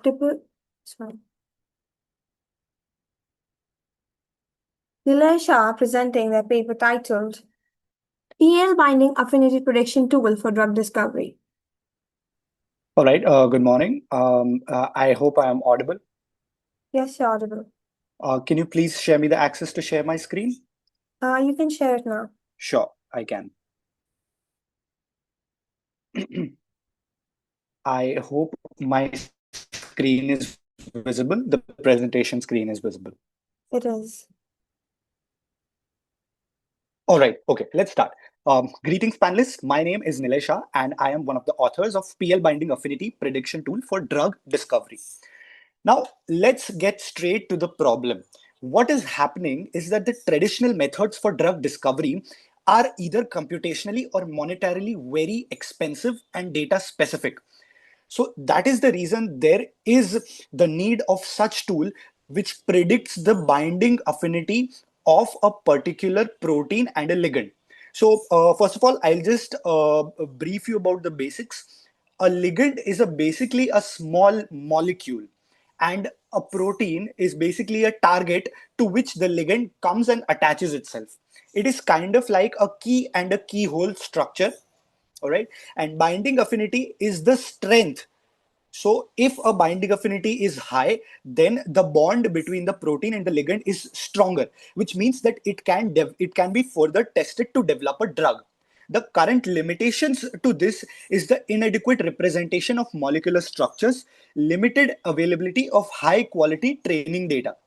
And that is what brings us to the objective, that is to build a scalable model that generalizes across diverse targets and ligands while maintaining high ranking. So now I'll just come to the framework, how we have planned this. First comes the ligand-centric deep learning, which includes the graph neural networks or molecular graphs. So I'll be explaining that in the further slides. Then we have the protein context, which is done via a transformer-based sequence embedding using the Prot-Bolt model. Then what we do is we concatenate both of these embeddings into one head, and then we put it into a regression model to find the PKD upon PKI value, which is basically the binding affinity value. For this, we created a web interface where a user can upload its ligand and protein files in the mol2 format, and then they can get or predict their binding affinity values. And the goal is to bridge the gap between computational efficiency and predictive accuracy. Now, we begin with dataset and pre-processing. The primary dataset that we used is the binding DB dataset, which is basically a repository which contains binding affinity. The pipeline includes retaining only the entries with exact numeric values, and we discarded all the inequalities. We normalized the dataset with affinity measures to molar units and converted it to logarithmic form, which is PKD, which is the negative logarithm of KD. This is basically the dissociation constant. So, which means if my dissociation constant is higher, it is a higher tendency that my protein and ligand are going to dissociate or pull apart easily. And if the dissociation constant is lower, then my protein and ligand will have a strong bond. And then we filtered our protein sequences and removed out the amino acids with greater than 10,000 sequences. So now the data scope was somewhere approximately to 100,000 protein ligand pairs after filtering. We splitted the data at a scaffold split of 80-10-10, training, validation, and testing split. Now, since we are working with such large data, we had to represent it in some way. The ligands were represented in a SMILES notation, which was in the form of atoms and bonds. I will explain to you in the upcoming slide. And then we had proteins, which were amino acid sequences, which were basically the prot-bert embeddings, which like prot-bert is basically a pre-trained transformer model on thousands of protein models. So the technical architecture consists of the ligand encoder, which is a message passing GCN. The reason that we used a message passing GCN is because cellular responses communicate throughout the entire molecule, and it is very important because once a ligand attaches with a protein, this response generated is communicated to the entire molecule, and that is how a drug combination is made. So that is why we used a graph convoluted network message passing architecture for it, which had an atom bond graph. The protein encoder was a pre-trained prot-bert transformer, which was mean pooled, so the dimensions were reduced and the embeddings across sequences. Now we fused both of them, so we made a dual model with the ligand graph convoluted network embedding and the protein embedding. And what we did is that we put this fully connected into regression layers with ReLU non-linearity with a dropout regularization of 0.1. For training, we use the MSE loss and early stopping on validation RMSE, and we implemented this using the PyTorch geometric module. Now we'll get into the details. The GCN architecture which we built for the ligand was a 2-layer 64 hidden dimension architecture with message passing and global mean pooling. As I explained earlier, atomic features. Now what happened is the graph has nodes and edges. These nodes represented the atoms, the atomic number, the atomic degree, the aromaticity flag, the number of hydrogens attached to it. And the edges represented the bond features. So the edges contained information about the bond type, like single bond, double bond, triple bond, or an aromatic bond. And then we had the protein embedding, which we used using the prot-bert model. The training details, we used Adam optimizer with a learning rate of 10 raised to power minus 3, a batch size of 32 with 150 epochs. We had a dropout regularization of 0.1. So 10% of the neurons would drop out while the training, and we had an early stopping on validation RMSE. The loss and metrics used were R2 square, Pearson and Spearman correlation, and a concordance index. So with that, what we did is we had 4 different models on which we had the binding DB dataset that we refined by ourselves on the scaffold split of 80-10-10. There were 4 different models. The mean predictor, we tried it using the random forest, using the GCN ligand only model, and our personal model, the dual GCN prot-bert model, which was the dual model. And we can clearly see that our model outperformed all the other models with almost reduced errors, the RMSE and mean absolute error. We also saw that there is a 24% improvement in our root mean squared error as compared to the ligand only graph convoluted network model.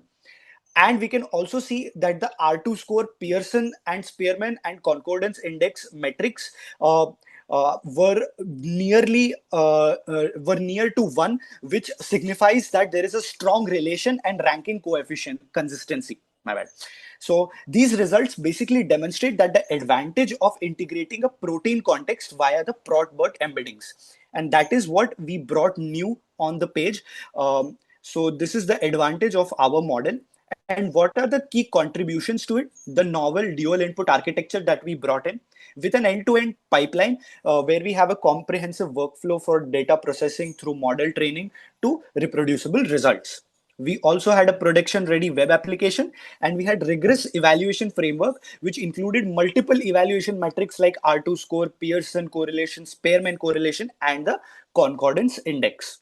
With that, the limitations that we had, first of all, there is no explicit 3D binding site geometry information. Currently, we don't have that. Apart from that, the data sets that are publicly available are very noisy and heterogeneous, which actually limit the usage of data, which actually limit the achievable accuracy. So, as I said earlier, that we had to remove the inaccuracies, the inequalities from the data. So that was actually limiting it. And the current model lacks direct interpretability of predicted binding mechanisms.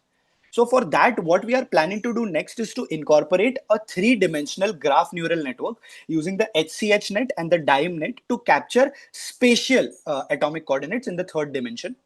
We also want to adopt an advanced protein language model like the ESM2. So currently we were using Protbert, but we want to go to a higher level using the ESM2. And we are also, we are not sure, but we want to implement an uncertainty quantification using the Monte Carlo dropout. But that is a future plan. So we'll look into it accordingly.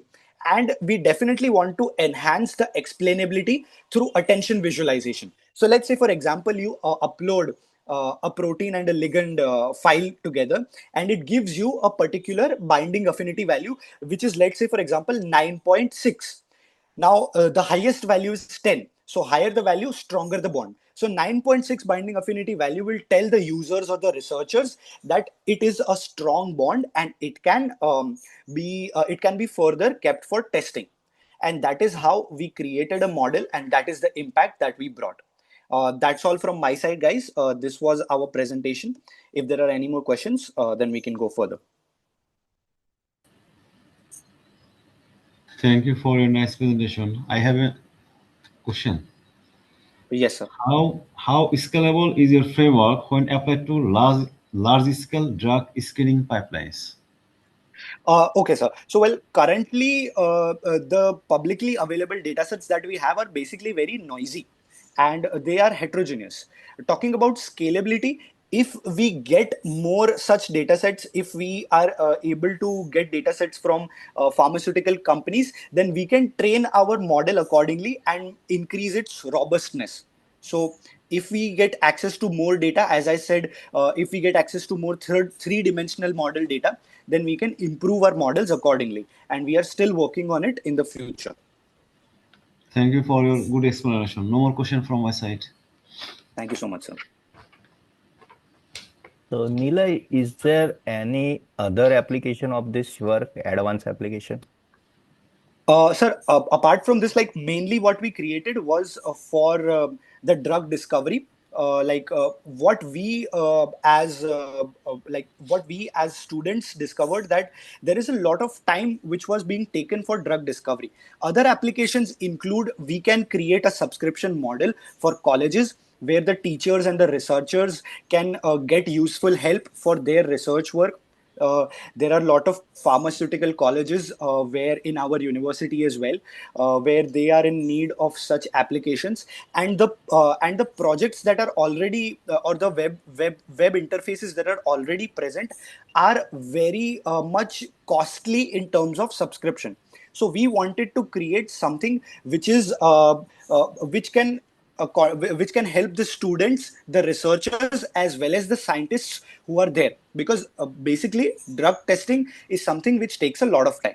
So that was the main objective of our project. Okay, good idea. So you can do in the future. Thank you Okay. so much, sir. Okay. Thank you for your presentation, Nilay. Question All right. from my side. Yes, sir. So can Next we up, we have Tipu Sultan presenting the paper title. Sanskriti, just a second. Jitendra sir was asking a question. I'm really sorry to interrupt. Once that's done, yes, we'll yes. move on. Oh, So the first question in my mind.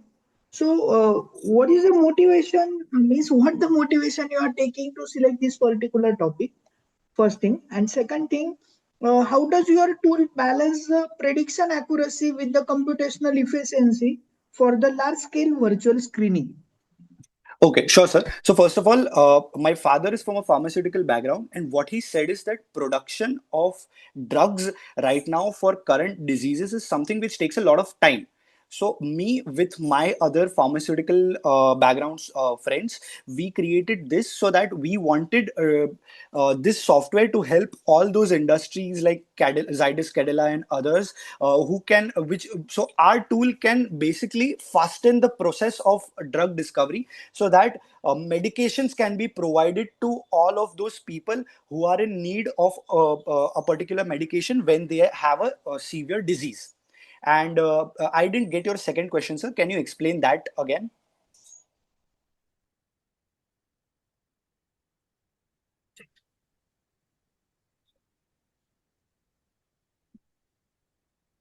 Hello,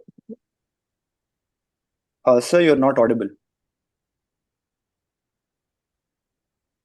Okay, I'm audible right now. Yes, sir. Yes. How does your tool balance prediction accuracy with the computational efficiency for the large-scale virtual screening?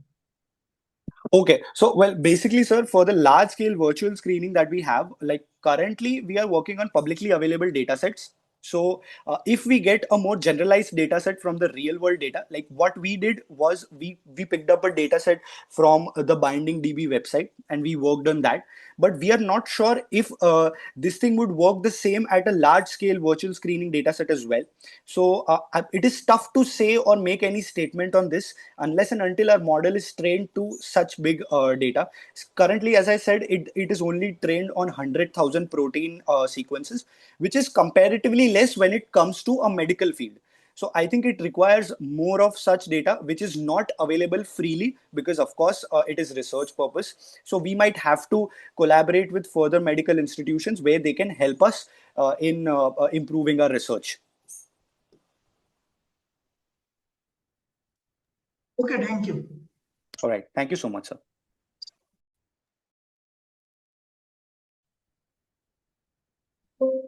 Thank you for the presentation, Ella. Next up, we have Tipu Sultan presenting their paper titled Safe Human Body Earthing Footwear in Modern Digital Era.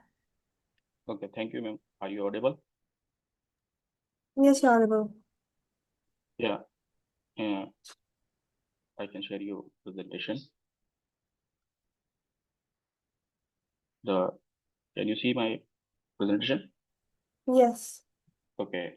Good morning to all of you. And my name is Tipu Sultan. And now I'm from the Diyalwa University and Footwear Department. In this presentation, I will discuss about the safe human body earthing footwear in the modern digital age. So basically, in this presentation, this is my framework. I will those things we present in these points. The first of all is this, that title and talking points, and then introduction. These are the key points, so we will discuss in this presentation. The first is this introduction. The human body work in a bioelectrical system. In a modern life, we have a less contact with the earth. These lacks of grounding can causes of stress and poor sleep and health issues. This will create the so many diseases. We cannot directly connected the human body to earth. That's the reason we are facing the so many problems. In this research paper, we are creating some special type of shoes. This is the directly connected to human body to earth. And in this shoe, the earth contact the free electron, which is helped to neutralize the positive charge in the body. The grounding improvement the sleep quality and reduce the stress and supports overall health. Help in the better sleeps in the mind relaxation and benefits. At the present, also the benefit in scientific research. This lacks of grounding, basically we are facing so many problems. The background of earthings, the earthing has a free electrons, help to neutralize the positive charge in our body. The grounding improve the sleep, reduce the stress, and support the overall health. many studies are still going on this type of field. In ancient time, people walked barefoot and they stayed the naturalized grounded. But the modern footwear block this connection. Industrialization has reduced our contact with the earth. These are the main reasons the human body are creating so many reactions, just like stress, blood pressures, inflammations, and anxieties like that. So, we are making in the footwear. You can see the pictures. There is a one metallic stud, and there is a wire connection. There is a wire connection. Those are connected to earth. Those are connected to earth directly, and there is a back side of the one strap. Those are connected with the human skin. These are the working area. We are connecting to connectivity with the help of the multimeter. You can see there in the ground touching area, there is a one stud. Those are connected the ground area, and also these area will connected to here. There is one strap. This stud will be connected on the human skin. That is the directly connection with the earth of the human body. This will electrolyze the positive charge into our body.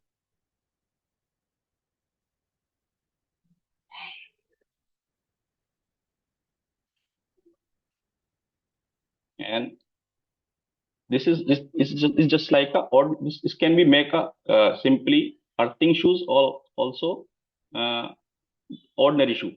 This is a portable. If you have a if you have ever wear the normal shoes, you can put off this type of strap and wear it. Okay. There is so many research that we are just using the grounding mat and barefoot in a ground area. Medicals also suggesting the in a morning time you will walk in a barefoot. It will help to human health. There is so many future scopes. The more scientific studies on human trial can be conducted to validate the long term of health benefits and grounding shoes. These are the advantage material can develop the improve the footwear and conductivity and comfort, the durability.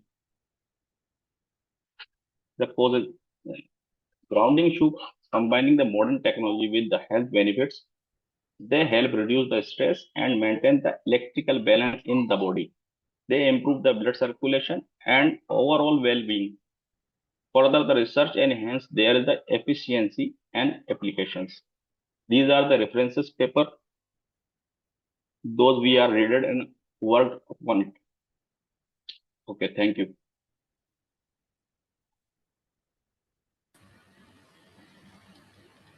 Thank you for your nice presentation. I want to ask a question. Yes, tell me. Your system relies on reinforcement learning. How do you ensure safety and reliability in unpredictable real-world scenarios? I'm understanding you are saying it will work on a safety area. Yes. How do you ensure safety and reliability in unpredictable real-world scenarios? There is a one limitation, sir. Okay. We cannot wear this shoe in a hazardous area, just like a shock area, electric shock area. Okay. Another question. Another question. Yes. What are the key limitation of your self-repairing mechanism when applied to long-term uses or hardware degradation? Because if we are wearing the daily life, if just like we are wearing this shoe in an office per day, just like a banking sector, there is need to one grounding plate on the base material. If we are touching per day in 1 hour, this will help to your benefits in your health issues, just like stress, inflammations, and blood circulation. We have already trialed so many guys. They are helping to us. Okay, thank you for your nice clarification. Okay. From my side, no question. Okay, thank you. The question from my side: Yes. how does the design ensure the user safety in environments with the potential electrical fault or leakages currently? No, it is not work on a electrical leakages because this is a hazard. This can not use for the electrical purposes because it's just for the health purpose, helpful for the health issues. Those people are working in a corporate area. This can wear it because they have directly no connection with the earth. If we are applying the grounding plate in an office inside of the table, and we are touching that directly with the help of these shoes, your skin and body with the grounding.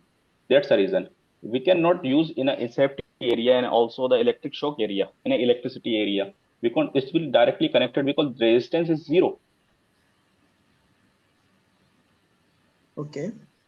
And is there any experimental setup or the standards you are using?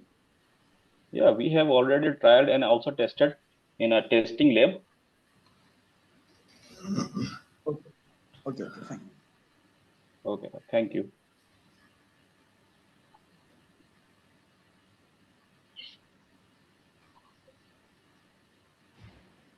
Thank you for the presentation, Vipul. Okay, thank you. Up next, we have Vivek MR presenting their paper titled An Architectural Study and Implementation of RICV Vector Extension.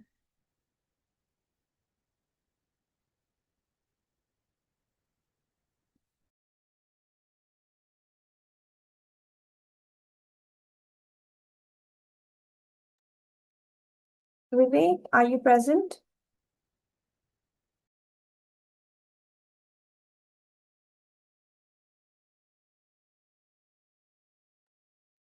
Vivek MR, are you present?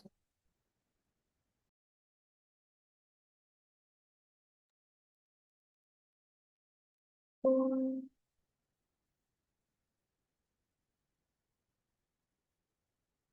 will be moving forward with the next presentation.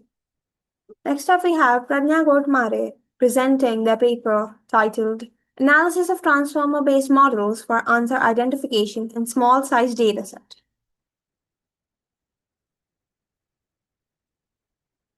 Okay, I will be presenting.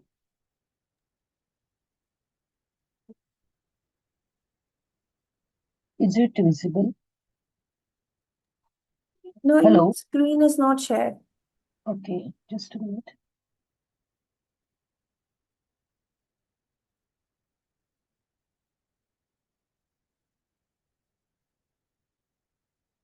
Yes, good morning, ma'am.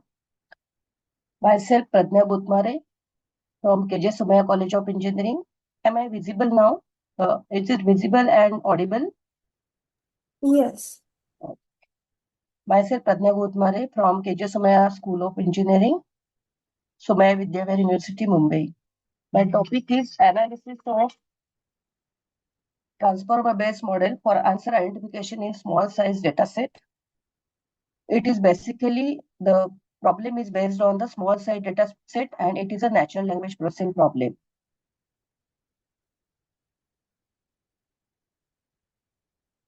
Just a minute, I have to share, go to the slideshow mode.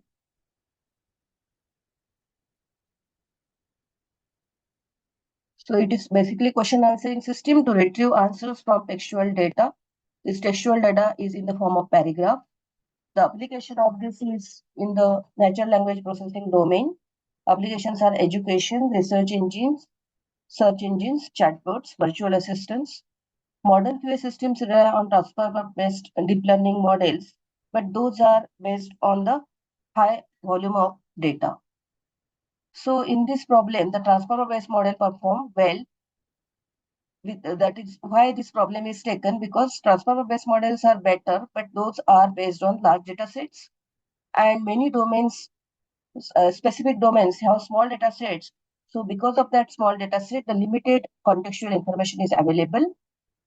The answer option appears in the datasets which I have considered. In that, the answer option available is in the form of noun phrases, which is lacking the semantic context. So the main problem addressed here is the model which can understand the context in small size dataset. So the objective of this study is improve answer identification in small size dataset. Here, for identifying that, one layer is added, that is answer formation layer. Noun phrases are converted into meaningful sentences and the performance is evaluated using the well transformer models. So in this dataset, the dataset contains question, support text, which is in the form of paragraph, correct answer option, which is one single option is considered as a correct answer option. There are many incorrect options. Those are called here distractors. And output is one of the correct answer option. Here the data set size, as I mentioned, it is a small size data set. So challenge is given answer option are the noun phrases, but there is a missing context for those noun phrases. So the issues of small size data sets are lack of contextual information, ambiguity in the answer. So transformer might be unable to capture those semantics, and distractors, two or more distractor may resemble with the correct answer, and lower accuracy in QM models. So in the proposed approach, basically the proposed system has three major building blocks. Question categorization. There are different types of questions. So depending on the category of the question, the answer formation layer works. So for that answer formation layer, I have used rule-based approach for forming the answer. And for prediction of the answer, the transformer-based approach is used. So the goal of this approach is generate contextually rich sentences from the given noun phrases. In the answer formation layer, the answer phrases are converted into complete sentences. For that, the different rules are used, and those rules are taken from the grammatical frame of the question. So those building the rule, that is the major task here. So those rules are dependent on the variety of the question. For example, the question is of what type, then the rule is different. The question is of the where type, then the answer formation rule is different. So, for example, here the question is what gas do plants release? In that original answer is oxygen. So the transform answer will be in the form of plants release oxygen. Now, what gas do plant release? In that the answer will start from the plant word, which is coming at the object place. So object, then verb, and then oxygen. That is the actual answer. So the object this answer is starting at the object place. So this is the rule form for this type of question. So the rules are based on the question structure and question category. For example, the example of question categories in this data set covered are what, which, where, why, how. So the rules convert noun phrases into syntactically correct sentences. So in this case, the placement of the noun phrase is dependent on what is the grammatical structure of the given question. So for this, the three major transformer models are applied, and it has been analyzed that which transformer model gives better result. This, from the literature survey, it has identified that these are the most probable, giving higher accuracy giving transformer model, that is all MPNet based V2, all mini LM L6 V2, and all distill Roberta V1. These models are different in terms of handling the sequence length and the dimension. So these models are useful in identifying contextual embeddings and sentence similarity measurement, and we can perform fine-tuning efficiently. So the model training process is pre-processing the database, apply answer formation layer, which is based on the frame structure of the question, convert those given noun phrases into sentences, generate embeddings using three different SBERT model, and train the model to identify the correct answer. So building blocks of the methodology are pre-processing of dataset, question categorization layer, which will identify which type of question is there. Accordingly, the answer formation layer will work. Then embeddings will be generated using the transformer model. Now the embeddings are generated for every sentence of the paragraph text and embedding is generated for every formed answer.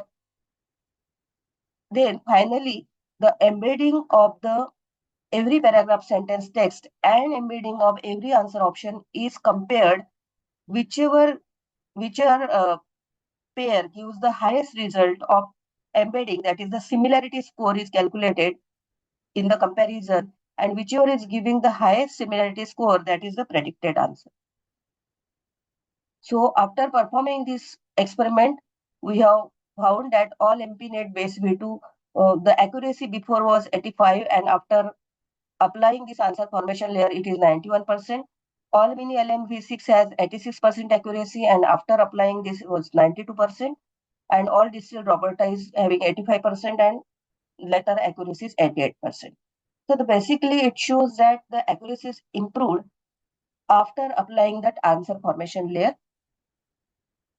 So the result analysis shows here the context-rich answer always improve the learning, because when the context is provided, that is the previous text and the later text is provided, that is the complete sentence or set of sentences are provided to the model, then automatically that learning is improved.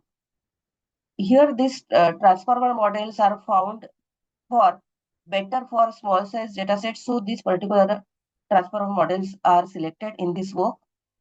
It has found that this model converges faster and with the increase in accuracy. So this proposed methodology can work on small data sets in order to understand the semantics of the text. It improves the accuracy of QA model, and those are easy to integrate. The system is easy to integrate with the help of transformer model. The application, as I mentioned, those are with educational QA system or any domain-specific QA system. Basically, I have considered the science data set. So this system is applicable to science tutoring system, intelligent search engine in a specific domain, as well as AI assistance in a specific domain. So conclusion of this work is transformer models struggle with low resource data sets. So with the help of answer formation, it improves the contextual understanding, and rule-based sentence generation helps for model to train in a better way, and accuracy is increased from 86% to 90%. Future work on this is we can apply such deep learning based model for answer generation also. In this case, this answer generation is one of the layer, and that is performed using the rule. That rule-based approach of natural language processing is used, which is dependent on the what is the frame of the question. So that task, that is the answer generation, can be performed instead of rule-based approach. Deep learning approach can be used here. So it is in this way, this approach can be extended to any other domain having small data set. Thank you.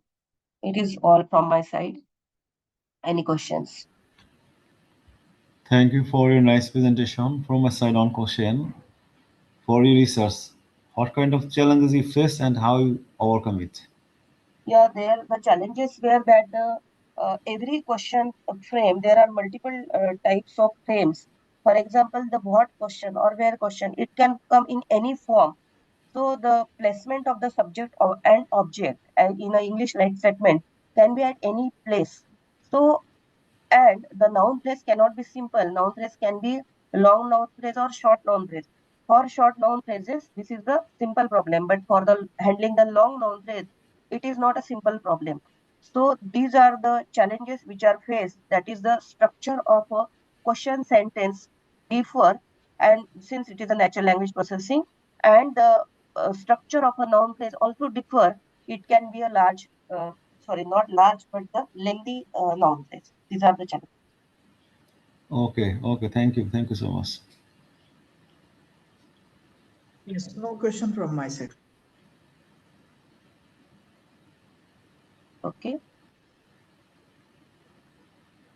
Can I stop the share? Okay. Yes. Okay, ma'am. Thank you. Thank you for your presentation, Pramya. Up next, we have Vivek MR presenting the paper titled an architectural study and implementation of RISC-V vector extension. Yes, good morning. Am I audible? Yes, you're audible.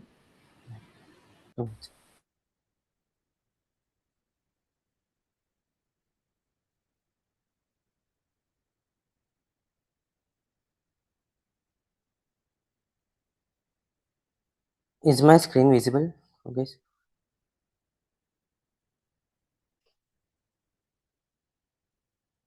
Hello.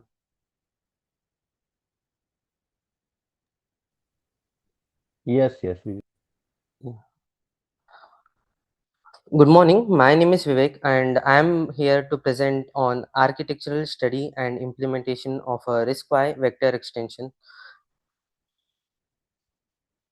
So, coming to abstract, modern computer applications from machine learning to image processing demand efficient data parallel processing.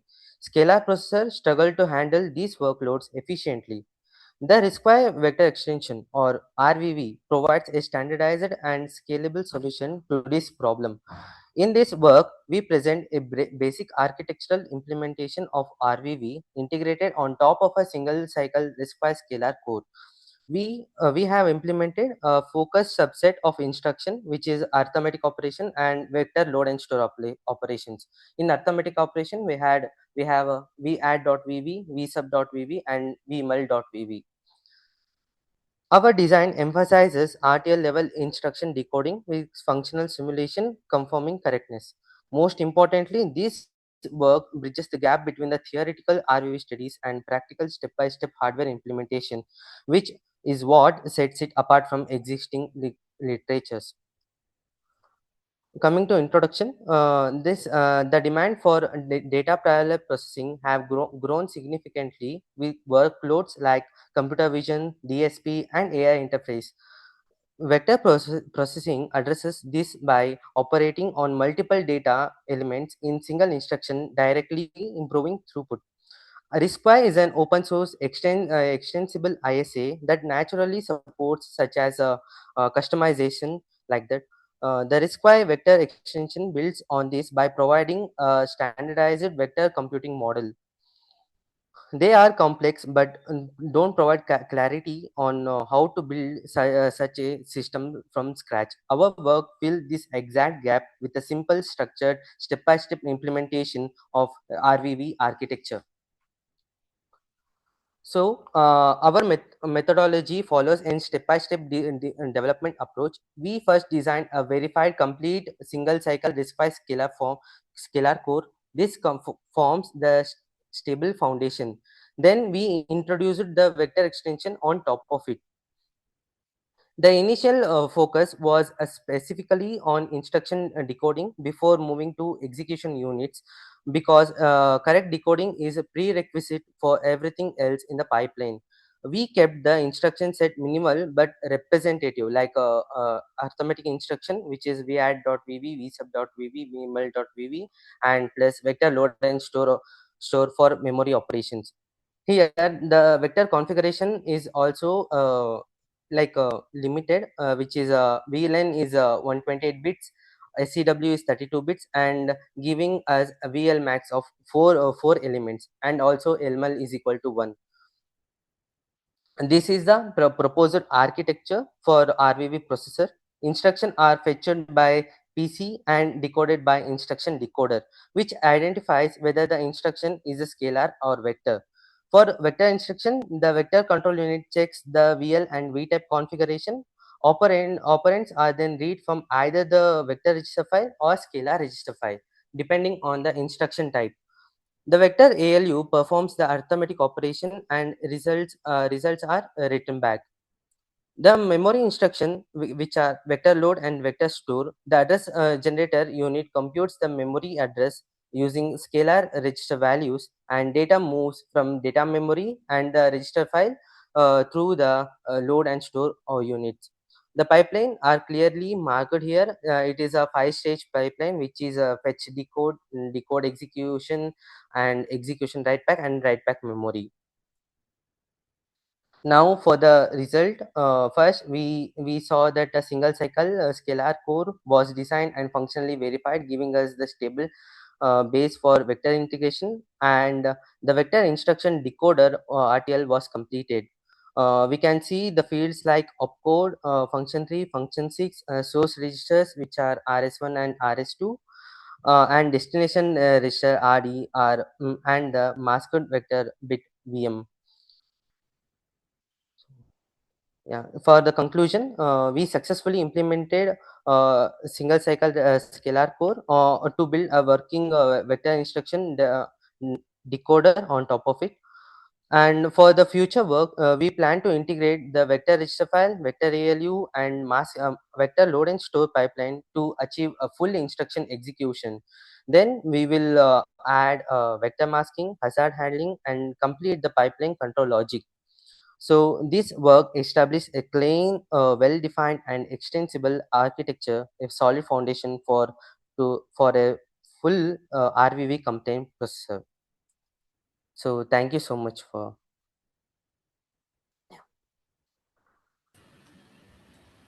Thank you for your nice presentation. I have a question. Yes, sir. You prioritize simplicity over complexity. How does this design decision impact performance when compared to more optimized but complex vector architectures? Sir, actually, our work is that now when we look at other works, it is industry based.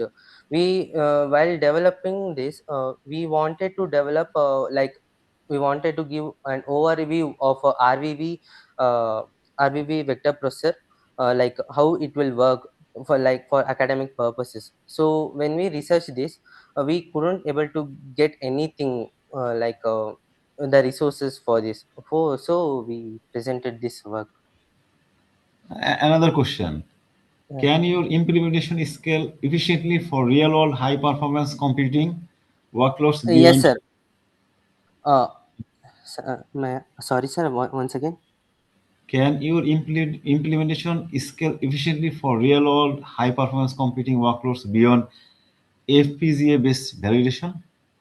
Sir, actually, yes, sir. As we are extending this work to ASIC level, we can use it for mainly for AI purposes, and also computer visions and image processing and video processing, like that applications we can develop, sir. But this cannot be used in FPGA boards, as it is limited to only 32-bit. Okay, okay. Thank you for your nice clarification. No more question from Yes, my sir. side. Yes.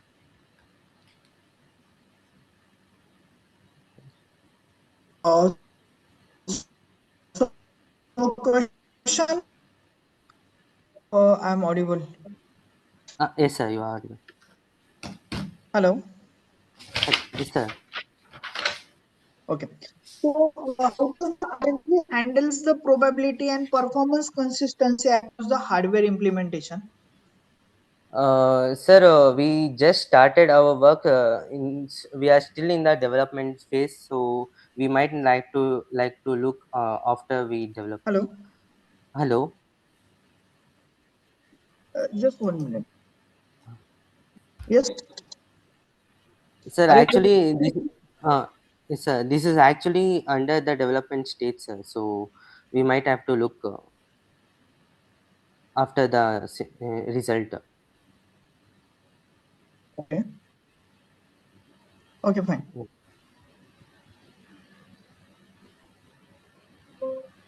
Thank you, Vivek, for your presentation. And with that, we have concluded all the presentations for today. I sincerely thank all the authors for their excellent presentations and all the participants for staying with us till the end. I hope this session has been informative and enriching. On behalf of the organizing team, thank you for your continued support for ICTIS over the years. We look forward to welcoming you again at the 12th edition in 2027. All presenters will receive their digital certificates via email within 2 working days. The publication process will be completed within 7 to 8 months. Kindly extend your cooperation to the ICTIS 2026 team during this period. I would also like to thank our session chairs, Dr. Jitendra and Dr. Murad, for effectively chairing this session. As a token of our appreciation, we present this certificate to you, sirs. Dr. Murad, would you please like to share any closing remarks?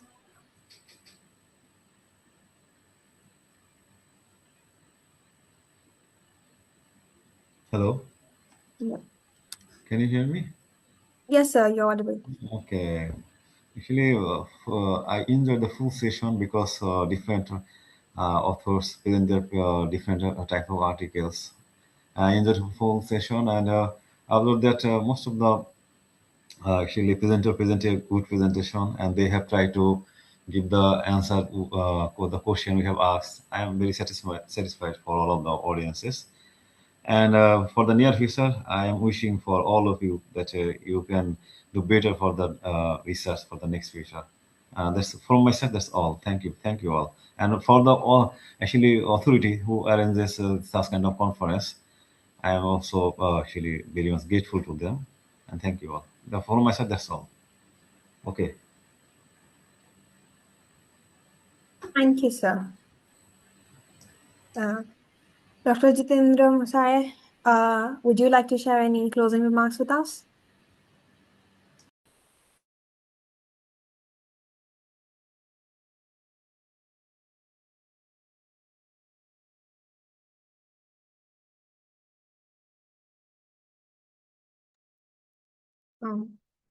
Dr. Jitendra?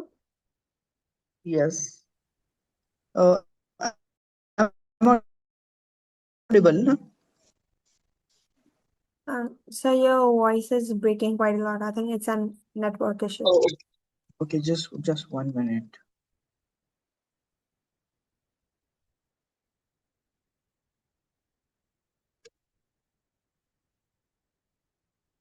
Okay, now?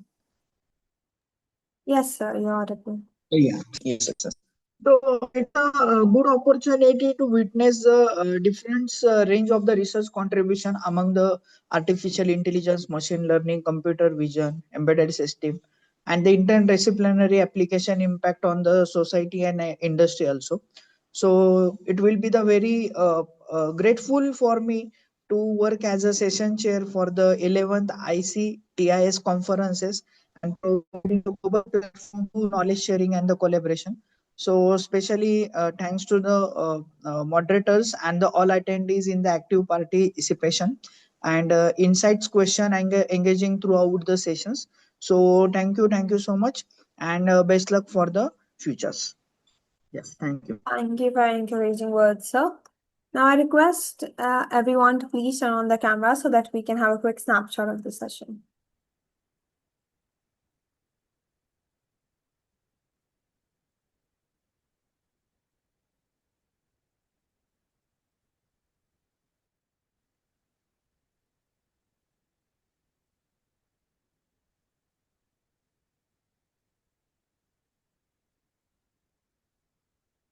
Thank you everyone for joining us today. I hope you all have a great day. Thank you. Thank you. Okay, Thank you very bye. much. Thank you very much. Thank you. Thank you.